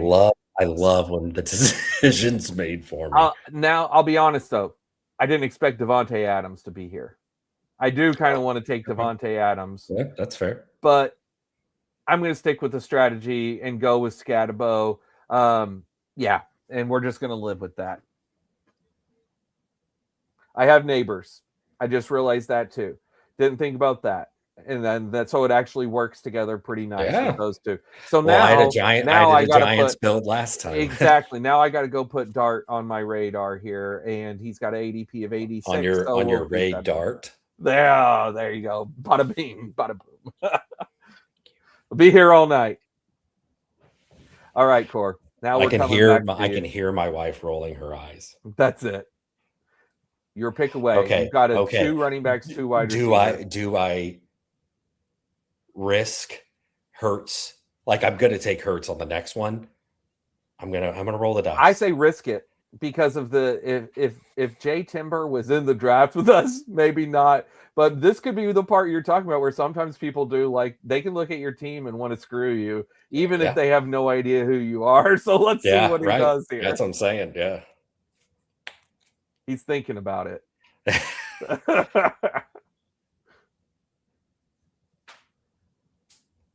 I had to take BTJ. I know. You just were talking about him being your boy. I love it. I mean, I really like the way these teams are panning out. Yeah. And you did exactly what I talked about, and that is through 5 rounds, running backs, wide receivers. You got it. You set it up perfectly. Now you can hit it out of the park. Yep, we got it, baby. Okay, now we're normally in a stacking situation, I would say just take your guy. Like, if you're a quarterback away from completing your stack, take him. That was one that, like, it was a little gamble, but it wasn't too crazy. But if it would have been like 3 or 4 or 5 picks or something between, take your guy. Don't, unless it's someone that's like a crazy ADP fall that's there, you can't resist. Take your guy. Just do it. And check this out. He says Rando in the middle took Allen and Lamar. Sure did. The double spend up. And there's his first wide receiver right there, Mr. Christian Watson. Interesting. That is that's a type of build that is a man that's done a lot of drafts. I will tell you that right now. Yeah. I've seen that many times, and I've been there. I get it. That's someone who's done this a lot. Okay. Probably Max filling this thing. Do I do Caleb and go ahead and pair him with Loveland? Woo! Yeah, I almost just got Dart. I almost just got star method right there because I had Dart in my queue, and literally at the last second. 20 seconds, woo, man. It's no joke. The last possible second, I just clicked that star off of Dart. Admittedly, I'm usually pretty bad about starring players, and so, like, I'm with these 20-second clocks. I tried to be a lot better with it. Starting last year, the 20-second clocks, yeah. Especially when you're hosting a live draft. It's, on a show, especially. Yeah. So, all right, let's see what you do, Top Gun. Let's see who you add in here. What do we got? I like what he's got here with going with McLaurin and Waddle. Going with Tyson. Okay, so Tyson. Going with the upside, just like you were talking about, the pre-draft upside of Tyson. Yep. Now, with a 2-4 build, is it time for tight end or quarterback yet, or are we going to add another RB wide receiver to the mix? Let's see. It is QB time. Dak Prescott. Pairing with Pickens. Yep. And this is exactly what I talked about at the beginning of the show. Once we get into this point round here, round 5, 6, 7, as being the time to go ahead and dip in and get your first quarterback, because that's where they're going. This is here. Yeah. This is the pocket. And yeah, it is. And it lasts. Pickens last year, my most popular stack by far was Dak, Pickens, Ferguson. It's just, I had such high exposures to them. Man, this is tough between Chuba and Stevenson for me. I am going running back here because, again, I know running back's going to get real thin on me later. I'm going to follow ADP and just go ahead and grab Chuba.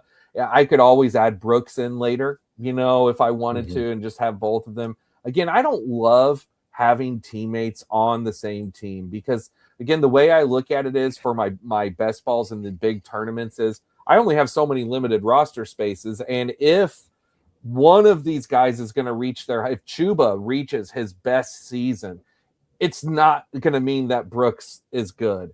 And I get where it's like Chuba could be out a few weeks. Brooks could fill in. It could help work. Brooks could build as the season moves on and take over later. That's the reason to do it. But I just bet on the best case scenario outcome for your team. And that's where Chuba just hits on his own. Mm-hmm. All right. Back to you, or almost back to you. What are you looking at here, my friend? Fannin was who I wanted. Fannin, yeah. So kind of bummed on that, but I'm looking at Addison or Myers here. I could go Myers and then go with the stat, and then get Lawrence and go with two QB build. Actually, and I doubt that Timber with taking Jayden already. I I'll doubt do he that. looks to Yeah, and double it up. I'm fine with if Florence isn't there on the next one. That's fine. I see a position that of a player you talked about that I know you like that you could easily pivot to if you choose here. It'll be interesting to see what happens if he does take Lawrence. And it's kind of nice whenever you have Hurts already, so you can make the draft push it to you. And if he goes, so be it. Yeah. But if you have Hurts and Lawrence, you're probably done at QB, right? Are you? Yeah, I'm comfortable with that. Yeah. 2 QB build. Absolutely. Especially if I'm spending 2 top 10 or two top 10 picks. There you go. Yeah. There it is. Boom. Let's do it. Thanks, Top Gun. Appreciate that, man. Yeah. That's some nice stacking, my friend. That's some nice stacking you got there, boy. That's some good stacks right there. That's a good looking stack you got there. All right. So weird. The other one I was talking about was Tucker Kraft. I don't know if you realize that's who I was talking about. I thought, okay. I know you're into Kraft and you don't have a tight end yet, so I thought maybe that might be, if Lawrence went, you might dip into Kraft. I wish his ADP was just a little better because I fell in love with the talent and like, God, I've said it again, like I think he would have finished the year as tight end 2 behind McBride had he not gotten hurt. But it's just ACL. It's tough. You see, I just noticed that this Bo knows last round he grabbed him Dart, so no Dart falling to me. I had taken him out of my queue, but I think he had a 90-something ADP, and he would have fell to this pick. So, hey, it is what it is. Yeah. All right. Now that I am a pick away, I have a 1-3-2-1 build. So I have anchor, QB, and tight end. It's Caleb and Loveland. I love Godwin. I could take Monungai here. I think I am going to take another. It's Monungai or Dowd. Take Monungai. Should I go Monungai? Yeah, I'm going to do it. Stick with the Bears theme here. Yeah, and I would much rather have the Bears offense than Steelers. Good point, especially considering who I already have. I'm still a sucker for Dowdle. I gotta get in my mind Steelers. He's not gonna be that great. I like Jalen Warren.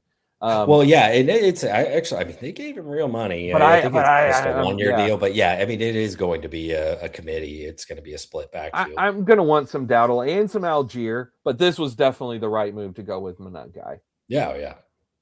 Okay, now let's see what Top Gun does with his pick here. So he has a 1-2-4-0, has not grabbed his first tight end yet. Probably won't here, at least with the first one, I wouldn't think, because the guy at the 1 has Brock Bowers, as you see. So I'm sure that he's not going to look at pick 1 to grab another tight end anytime soon. That's my assumption. I was actually going to say, like, I scrolled down a little bit to see where Ferguson was. Double tap QBs at pick 1. And Top Gun grabbed him some Tyler Algier. Again, I think that's a good pick. Was just talking about I'm going to want to mix him in. I'm very intrigued to see what he can do. I wish they wouldn't have re-signed Connor, but it is what it is. Connor's not that big of a hurdle. Yeah, we'll see. We'll see on James Conner and Trey Benson. He might be a cut candidate at this point if they don't trade him. And then they signed, and then Bam Knight, which whatever. I mean, Algier could easily be the top guy. And actually, Connor will open as the RB1 out of a veteran respect thing, I'd imagine, but Algier could leapfrog, no doubt. All right, so I'm going wide receiver here. It's Chris Godwin or Michael Pittman. I obviously myself I want to take Godwin because I'm a Godwin guy. But what do you think? I think Godwin. I do think Godwin. Okay. Coming healthy, a healthy offseason, Baker, better offense, better quarterback. I wanted to get a little bit of reassurance. Right, and we're all assuming that Aaron Rodgers is going to go to Pittsburgh, but we don't know yet at this point. True. So true. And we'll talk about this when we get to Michael Pittman in the next show, I believe. Let me go see if Pittman is the next show. That would have been perfect. I knew it probably wouldn't happen, but yeah, Pittman will be the last player of our next show, which by the way, we haven't announced. Corey, I don't even think we've actually talked about this, but I was thinking Friday night. Are you good with Friday night? Actually, no. I think it has to be Saturday. Ah. Okay, we'll talk about that because yeah, we may end up doing it Sunday night this week, actually, then because I'm going to see a comedian Saturday night. So we may do Sunday night then this week, guys. We'll get talked about that and we'll announce that on Twitter. Okay, did you all see the video of Soler and Ronaldo Lopez fighting? I did not. No, was that tonight? It may have been happening while we were drafting. I'll have to check that out later, Michael. How are you doing tonight, bud? It say, hey, howdy, hey. Top Gun says, still getting used to 20 seconds clocks, bro. I know. Seriously, it's brutal. And I do love, I love the 20-second clocks. I'm a huge fan of it. But for streams, especially, and making quick decisions, right now I'm still in thinking time, not like reaction time. Mm-hmm. All right, we're swinging back around to you. You grabbed your boy Worthy with the last pick. Now, what you looking at? You've got a 2-2-5-0. This is I can't stop, won't stop. Kenny Gainwell, baby. If you'd have let him fall to me, I probably would have went ahead and done it. He was never gonna get to you. So, most likely on a lot of our streams, one of the two of us is probably going to be drafting Kenny Gainwell. I know, and he is going to be awful. Like, we're going to have so much apologizing to do. Oh, watch him be so bad this year. It's not his fault. It's not him, guys. It's Baker. Bucky was supposed to get hurt again.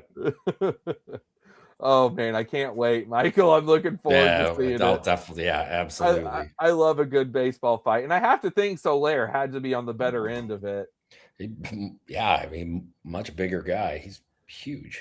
Okay, so I could go with I'm going with Jordan Mason. This is one of the last running backs that I really think is someone who could truly break out. I thought that last year. I still kind of think it. He was so good 2 years ago whenever McCaffrey got hurt with San Fran. And I did like what I saw in his little bit of time last year. I know they re-signed Aaron Jones, but yeah, I still think Jordan Mason offers Jordan a ceiling. Mason's the guy. Mason will be. It'll be a 1A, 1B thing, but Mason's the safer bet.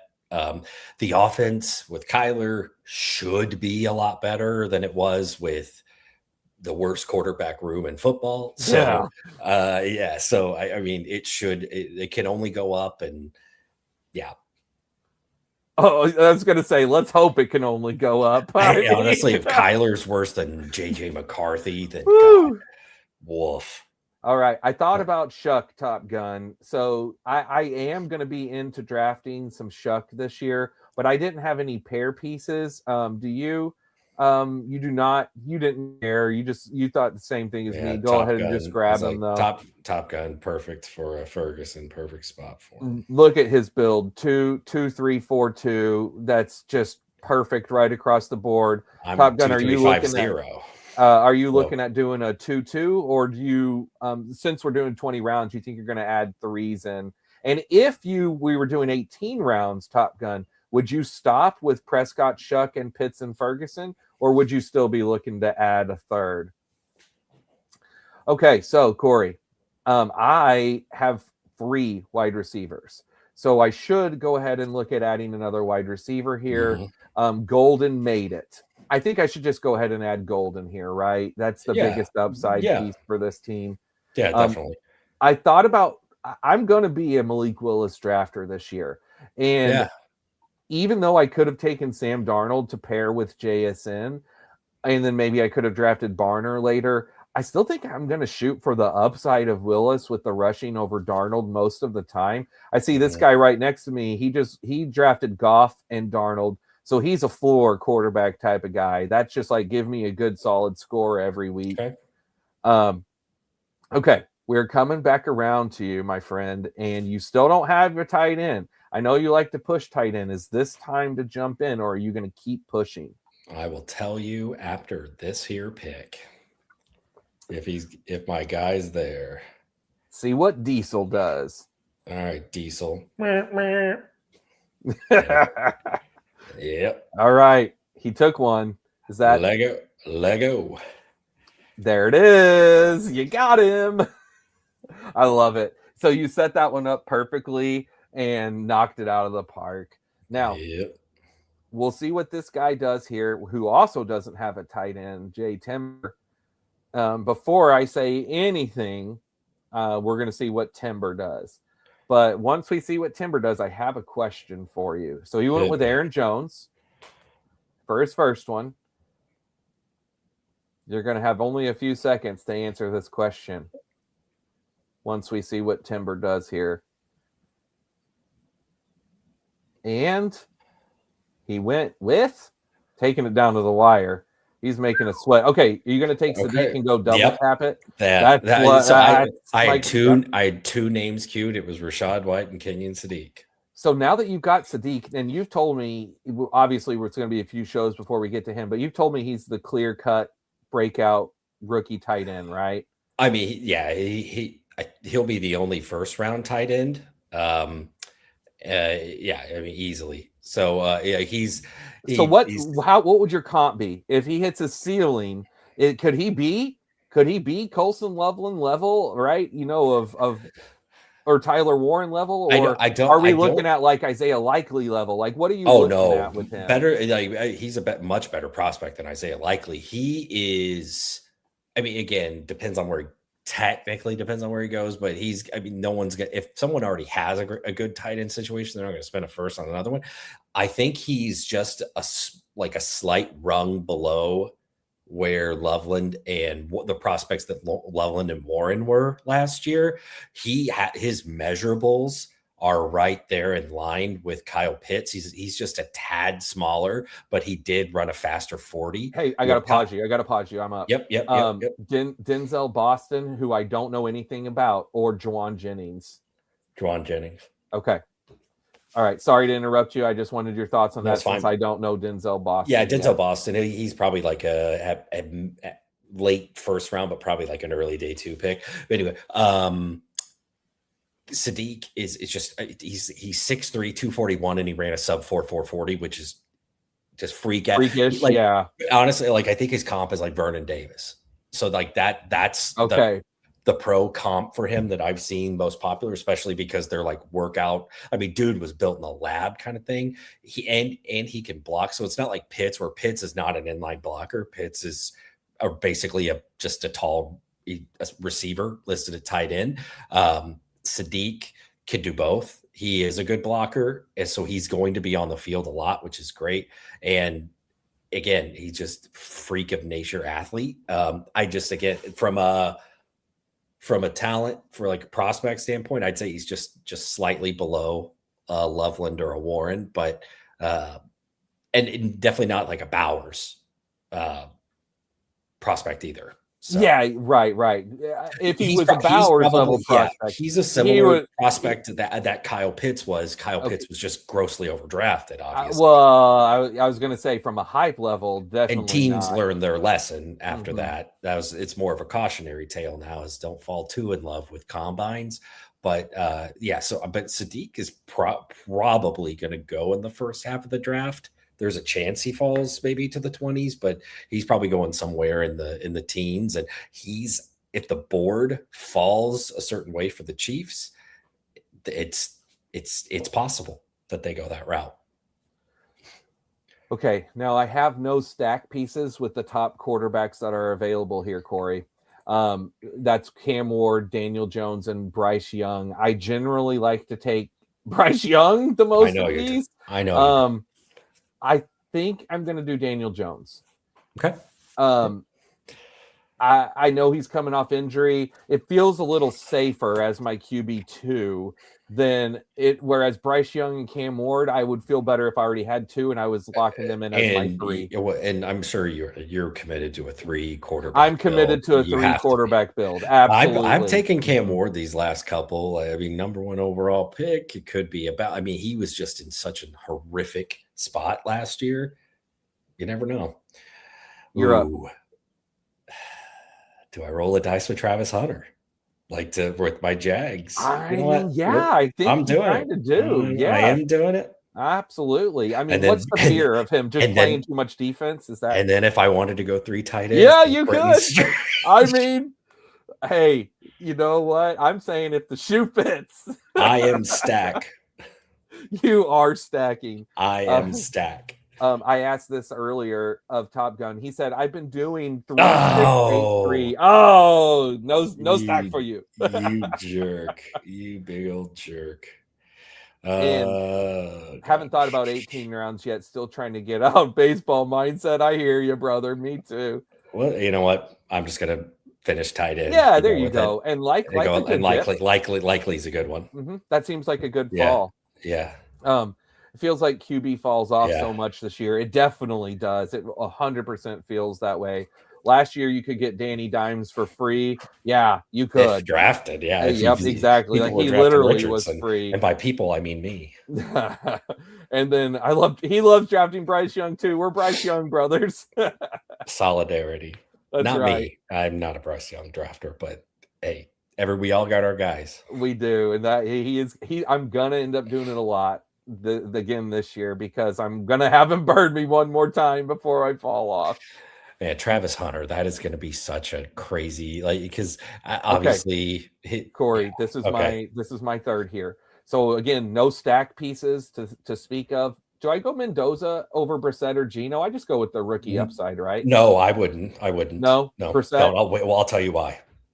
Geno or Brissett? I'm going to go Brissett. Pick, yeah, Brissett. I'm going to go Brissett. But go ahead and tell me why.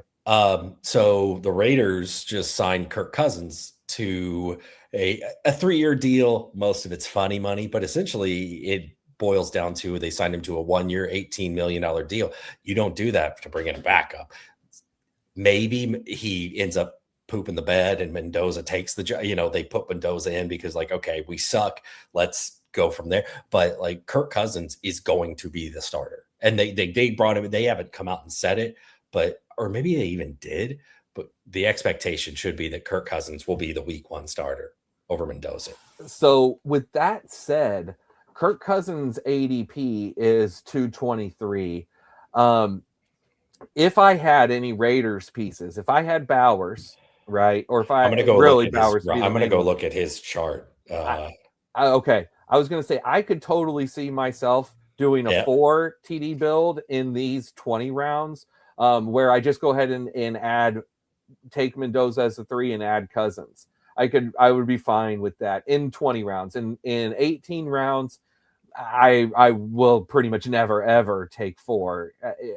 4 QBs meant I got autoed someone in an 18 round draft. Mm-hmm. Now we're coming back to me. I still only have 1 tight end. I have 5 wide receivers. I would like to add another wide receiver. I'm still in there's nothing that jumps out from a stat. But Hawkinson is a tight end. Hawkinson is going to be my one. That's it. As I was going to say, if I would have taken Darnold earlier, I would have pushed up AJ Barner here to take that stack. But since it's an unstacked play, take the Hawkinson dip. Yep. All right, let's see what Top Gun has done. So Top Gun has added with his last few picks, Rashid Shaheed, Stephon Diggs, Pacheco, and Tua. I thought you would probably grab Tua after having Pitts and Bijan. I was thinking about that earlier, and I think Tua is a good QB3. Diggs, any word on Diggs signing anywhere that anything you've heard of, Corey? Nothing. I saw he's playing flag football. Yeah, I'm guessing it'll probably be a post-draft sign. Okay, what you looking at? I'm going to go Brian Robinson here. So that's one thing that it'll be interesting to look at. Wait, I thought I got Bijan. Oh, I thought that was Bijan. What the heck? We're going to stop making that joke. I need to take that out of the repertoire. Anyway, go ahead. With you having just 3 running backs and Brian being your 4th, it's going to be interesting to see the room that you put together once we get to the end of this here. But we know how strong it's going to be at the top. So, yeah, I'm interested to see what this final product's going to look like. Now, as we come back around to you, what's your thoughts? I'm thinking I'm leaning going with another receiver here. How am I? I'm at 6 right now.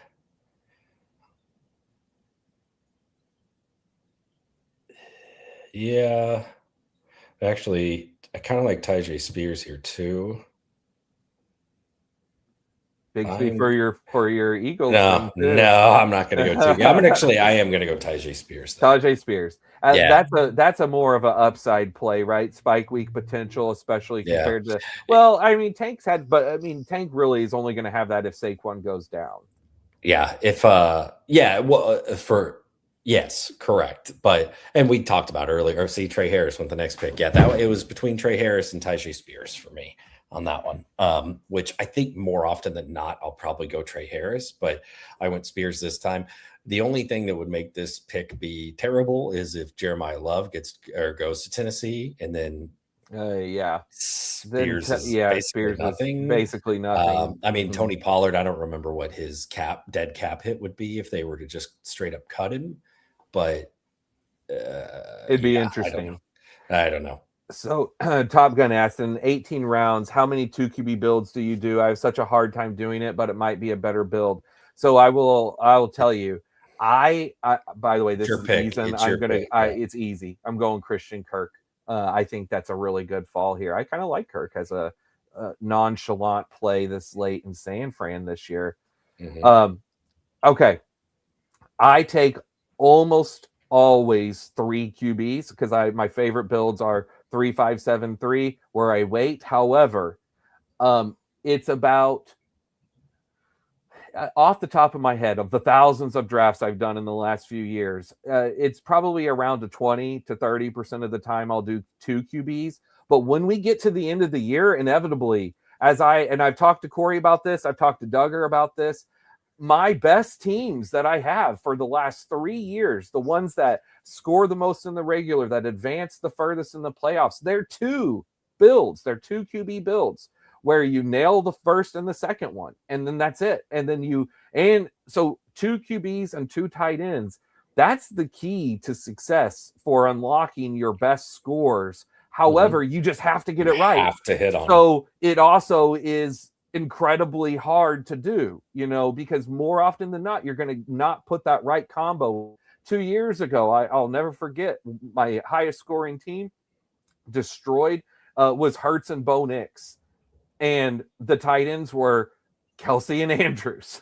And or maybe it was Kelsey and Goddard. It was two veterans that I had waited on and just did the 2 and 2, but it wasn't 2 high tight ends. That's the point. And that team destroyed. Okay. I think this is the perfect time to grab another Braylon Allen share for me and get my 6th running back after waiting on running back for a while. Yeah, he's going to be one of my 0 hero RB guys a lot. I think is Braylon Allen. It is the Breece Hall show, but Braylon Allen to start the year at least. I mean, I think they do have a new OC there, but Braylon Allen at least to start the season was more of a timeshare than we wanted it to be.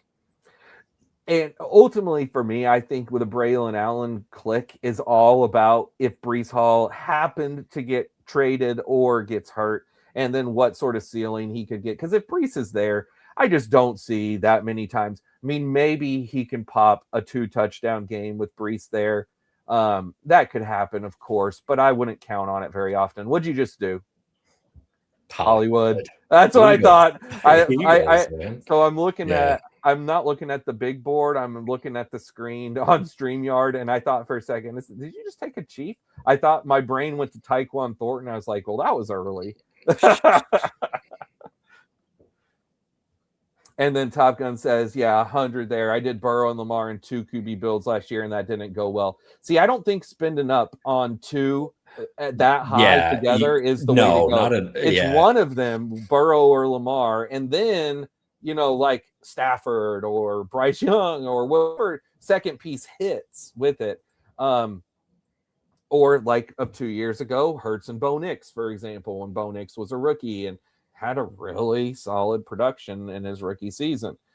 Tank Dell is one of my sleepers this year. Dude is awesome, and hopefully he stays healthy. Oh, bro, I could not agree more. I see you got Tank on this team. You did it a couple rounds ago. Let's see. You did it after I took Kirk. I did. I thought about taking Dell there. I have done it. I will do it because I'm right there with you. I loved Tank Dell 2 years ago. What a brutal injury. And I'm rooting for the kid to come back. And I see you grabbed the Torrey Horton, who, of course, we talked about already before, but it's just a really good dart throw here at the end for a potential ascension wide receiver in round 18. Yeah, assuming health and everything, like he has an outside shot. I mean, he should be the wide receiver 3, but he could push wide receiver 2 snaps because, again, just Shaheed got paid, but he's also kind of more that he's not a heavy target guy. I mean, Torrey Horton will have spike weeks. So I'm going with Pat Bryant here because I've seen Pat Bryant. I know the potential that he showed at the end of last year. And I remember all of the draft hype of him going into the year last year. He's Illinois, wasn't he? Wasn't he Illinois guy? Yep. So with that said, I don't know Zachariah Branch. Should I have taken Zachariah Branch over Pat Bryant, in your opinion? Branch is somewhat of a polarizing prospect. Like I feel like I've seen people that love him and people that hate him. Like just like maybe there's just no in between. He's going to be a day 2 pick, probably looking at round 3.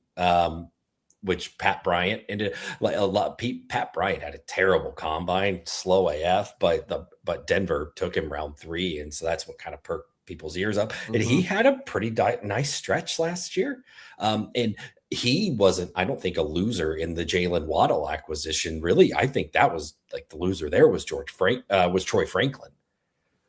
Yeah, well, and there's again an injury or two, and then all of a sudden, any of those guys opens right back up. Yeah.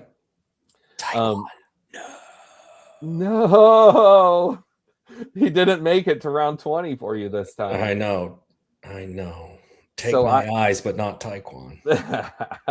Okay, so back to me now. This is a good time for me to grab my tight end 3, which with having Loveland and Hawkinson, I do want a tight end 3. It's either Parkinson or Freiermuth. I'm going to go with Freiermuth. He popped for a nice couple games last year, and hopefully, I mean, honestly, Parkinson could be a better pick there. I don't feel strongly about either way there. It's a crowded room there. I mean, Big Vay does run a lot of 12, 13, and sometimes 13 personnel, but Freiermuth is the tight end one there, because especially John, who's not there, and Arthur Smith's not there to ruin everything. And Rodgers seemed to have some chemistry with him. What? No. Who took DeMercado? Are you kidding me? Oh man, you are getting hosed. Son. Oh my gosh. You're going to need some new round 19 and 20 picks. Yeah, man. See the secret. I told you, man. The secret's out. People are watching. But the secret is out. The secret is freaking out. So Corey. Yeah. I was just looking at gosh dang it, I'm sorry, I forgot what I was about to say. I immediately got distracted from the screen. It's back to you. Yeah. You know what? I am going to take a third quarterback. I'll gamble on Shedeur at this point in the draft. Why not? Why not? I wasn't going to, but honestly, I don't think there's anybody. I mean, there are some good players there. I don't think there's anybody that I can't live without. And I'll get a Shedeur share in there. All right, and then now as we come back around here, here's your final pick. So this is going to finish out your build. I am going to go Jayden Blue. Second time on stream, grabbing a late Jayden Blue. I like Jayden. I think he's a really nice compliment to Javonte. I know he was a healthy scratch a lot last year, so he was a big disappointment, but he flashed toward the end of the year when the Cowboys had nothing to play for. So that's in game 17, week 18, the post fantasy season game. Yeah, right. Exactly. That's the week that I literally check out of football and don't watch anything. Okay. So I have a 3-6-7-3. I had a 3-6-8-3. I think I'm going to do the Kyle Williams this time. That's who I had potentially is it's like it was either Zachariah Branch or Kyle Williams there with my last one, and I just was like, that's why I just decided to go Shadur. Why not? Why not? Mix it up, baby. Okay, well, this was a really fun draft. Now, we're going to do a review of our teams and Top Gun's team. And in the future, just so anyone knows, if you jump in and draft with us at the end of the draft, we'll take a look at your teams and our thoughts. Right now, I will tell you for myself, my thoughts are very preliminary and I'm still learning. And they're going to change a lot over the next few months. But still, that's how I like to do things here. And I know, Cory, you can kind of take the lead with talking about some of the stuff that I don't know as well. All right. Now, let's go ahead and pull up. We'll start with Top Gun's team. So he went, by the way, I just remembered what I was about to ask you earlier. And I was about to ask you what your build was going into your final pick. And then I just completely blanked whenever. Okay. Oh, yep. So Top Gun went with a 3-6-8-3, which to me is the standard. I think I just did the same thing. OMG, same. This is the standard build for 20 rounds that makes the most sense. I've done some 3-7-7-3s. I've still done some 2s from this is now the 9th big board that I've done. I want to do one more tonight before this thing fills and have at least 10 of these. So he went with Dak, Shuck, and Tua. Mm-hmm. Like it. I'm a big fan of that QB room personally, with the fact of waiting and still getting the upside that Shuck can provide you. I do think there's upside there. I don't love Tua, but I do like Tua when you have. I think Tua makes. I bet I would if there's a bet out there. I think Tua makes more starts than Penix this year. And again, when you have Falcons, he's perfect. Where his ADP is perfect. 170 is you just reached up and grabbed him instead of waiting to make sure. And I don't blame you one bit. Bijan, Chase Brown spent up and then waited till 95 and went with Algier, Pacheco, Sean Tucker, and George Holani. So Cory, what do you think about this running back room? Very similar strategy to what I did. It was double tapped running back, so then just pound the receivers, and then guys like Algier, who could end up being the RB1 there, who has, I think, a pretty good shot at it. Pacheco is in a great offense, and then Sean Tucker's good for the occasional spike week, and George Holani's we'll see what they do in the draft or free agents, but I mean their running back was Charbonnet. If he's not back week 1. Holani could be a very sneaky late pick for sure, especially if Charbonnet's not ready. Yeah. And then the wide receiving room, Pickens, Terry McLaurin, Waddle, Tyson, Shaheed, Diggs, Dell, and Vele. I took Vele in the last draft. I'm a big fan. I'm going to default to you to talk about this. Dude, it's a ceiling, a very high ceiling wide receiving core. Like you've got some floor guys like a Diggs that are good, but Pickens, Terry, Terry's probably gives you some floor too, but Waddle and Pickens any given week can go off. Rashid Shaheed, same thing. Rashid Shaheed's the perfect best ball player. Yeah, and Jordan Tyson, if he ends up going to a great situation and stays healthy and has to play meaningful snaps immediately, it's a steal. And then the tight end room, I love this tight end room. This is exactly the type of thing that I like to do. And I know, Cory, you like to do. Push that first one. If I don't have one of those top 4 guys, then I like to do this exact thing here. And I think Pitts, Ferguson, and Tonjes is a great trio. Yep, especially having the Atlanta and the Dallas builds. Mm-hmm. Well, heck yeah, man. Very nice. Very nice team. Okay. You go to yours now? Yep. We're going to go in order. Where are we at? Where am I at? Why am I missing myself here? Right there. Oh, there we go. Okay. 3-6-8-3. All right. So I don't feel great about my backups. I mean, I do like Caleb. I definitely would have liked to have a better QB room. I did risk it by pushing my QB2 all the way to Daniel Jones If I could do this team again, I wish I would have spent up on my QB2, and then I would have been fine with whatever QB3 I took. But with the way that it sits, I don't love it. I don't feel great about it because especially no stack pieces with Jones and Brissett. But it is what it is. I do love Caleb, and I did at least wait, so I didn't spend up a lot of capital. My running back room, I'm a big fan of this running back room. This is generally the pick style that, as I've been building these, that I am feeling comfortable with. If I haven't taken an early round 1 or 2, getting round 3 or 4, or round 3 and 4, and then making sure that by this 120 range, that if I can have 5 by that point, then whoever I add as my 6th or my 7th. Last year, this was a big change in my draft philosophy. I'll tell you this, Corey, we'll talk about this type of stuff a lot more later.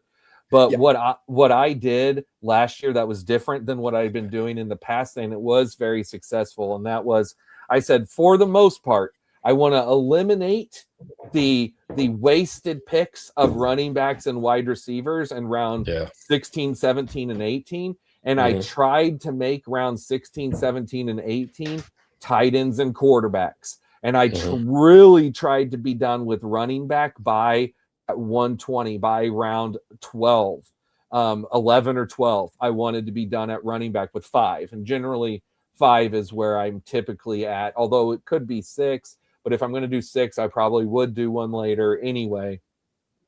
I found some success. I think there's a good strategy behind that because you can get a lot of wasted picks with, taking these guys at the end that just never end up mattering. Like last year, the Taj Brooks of the world and ones like that. It worked for me last year because you remember one of my top guys, Kareem Hunt, was my last pick in so many leagues, and that ended up paying off, but it's rare. I would say, like, looking at your running back room, it's the only kind of feedback that I would have is it is solid. It's pretty much all floor, not a ton of ceiling, but it's steady from top to bottom, especially like Jordan Mason being your 5 it's a steady Eddie. It'll play.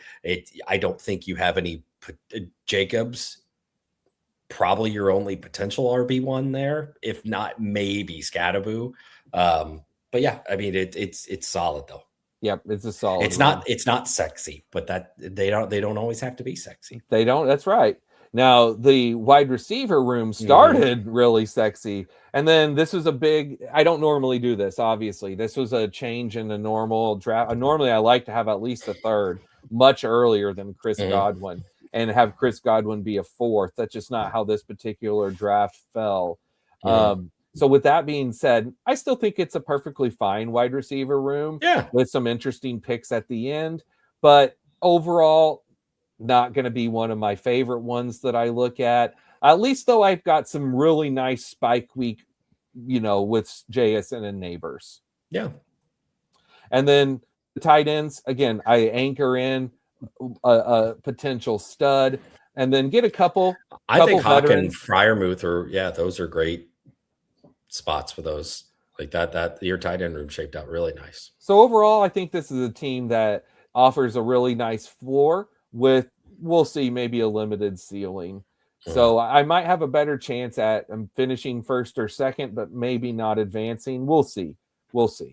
Or this just is a team that I'll never think about again after tonight. Right. Good chance. All right. So, Corey, 3683. All of us doing the 3683 builds. Go ahead and talk about your squad. Yeah, it started off with Hurts and Trevor Lawrence. Obviously, we'll talk more about. There was a lot of stack implications there. I did not plan on going 3 quarterbacks, but just I wasn't in love with what was there at running back and receiver at this point. So in the 19th round, I was like, you know what? Shedeur Sanders is sitting there. If he ends up holding on to the starting job all year, then it's a great QB3. And your running backs. I actually really like it. I'm an Achane guy. So I took him over Genty and James Cook. I just love Achane. I think Achane Saquon is, I don't know. That's really nice. I really like that a lot. Really nice. I agree. and then waiting. I mean, I literally waited almost 100 picks to take another running back. So, yeah, Kenny Gainwell, though we've talked about him ad nauseum here. Big fan. I love what he could be in that Tampa offense. And then Brian Robinson, he's going to frustratingly vulture touchdowns all year. We know it's coming. So hopefully. Sorry, Top Gun. Yeah, catch him on the occasional week. Spears, yeah, we'll see. Dart throw. I mean, we know what he is, and then Jayden Blue, we'll see. But actually, I'm really happy with how this room turned out. This is very nice. Yeah, considering starting double running back, me, Garrett Wilson, apologist, but then Devontae, being able to pair Devontae or getting Saquon, going Devontae, knowing that I'm going to shoot for that Eagles stack and get Smith. So I was able to stack Hurts, Saquon, Devontae Smith, Hollywood Brown, and we'll see a tight end as well. And then Jacksonville, got a Jacksonville stack. Worthy, again, I'm a just huge Worthy guy. I really like, as far as the bounce back, his ADP. I'm going to have so much Xavier Worthy. I love the bounce back potential for him. That's on it, but we'll talk about that down the road. Travis Hunter, we'll see if it ends up being true or not, if he's going to be a DB or a receiver. And then, Torrey Horton, I think, is a good late dart throw. And then this is for waiting at tight end too. Gosh, what a great 3 tight end combo. I love it. I love it. Again, so the stack ended up being Hurts, Saquon, Smith, Hollywood, Goddard. That's phenomenal. I love that. Yeah. That's kind of the perfect 4. Well, 5. Sadiq, if he ends up getting in a great spot, and then obviously Isaiah Likely was paid big money by the Giants, which should be a good offense. So yeah, I mean, honestly, I love this. This is probably my favorite team that we've done so far that I've done so far in our streams. I love. I agree. Yep, I'm right Very there happy with you. Well, buddy, that was awesome. Yeah, that was awesome. We did. And let me see here what Top Gun had to say here while we were talking. So he said, appreciate it. Many New Orleans stack with Vele and injury history. Don't mind it. Yep. Sure. Cam has high ceiling. I don't know how he stays healthy with his style. I can see that as well. He also loves Gainwell. He's a Spears guy, but he's been a Spears slappy for a while now. Yeah. And likely should see all ceiling with Andrews without Andrews being around. Yeah. That's the hope, especially as a tight end 3. I think that's a great spot. If I would have gotten Dart in this draft earlier, I would have reached up and I would have gotten Likely and not let that fall. With the Neighbors and Skattebo, I will make that happen. If I have Neighbors, Skattebo, and Dart, I'm gonna get Likely on those. I did the Giants build last stream. So So, well, guys, most likely, again, if you didn't hear us earlier, we're probably going to be live again on Sunday night. So just be in touch. We'll make a post. Normally, we're going to do Tuesday night every Tuesday, and then Friday or Saturday, or maybe in the future, we'll do Fridays and Saturdays on some weeks. We'll see how that works out. But this week, we'll probably be looking at doing Sunday. Yeah, we'll post an update on if you don't follow us on Instagram, it's at Best Ball Draft Addict. So we'll post the link, show link, and then obviously we'll post any kind of updates or anything like that once we know officially. So definitely check us out. Give us a follow on there. Heck yeah. Well, Corey, appreciate it, my friend. It's a pleasure as always. And Top Gun, thanks for drafting with us. We always enjoy having you here. Yeah, appreciate it. And for everyone else watching, just remember, keep drafting. See you next time. See you guys.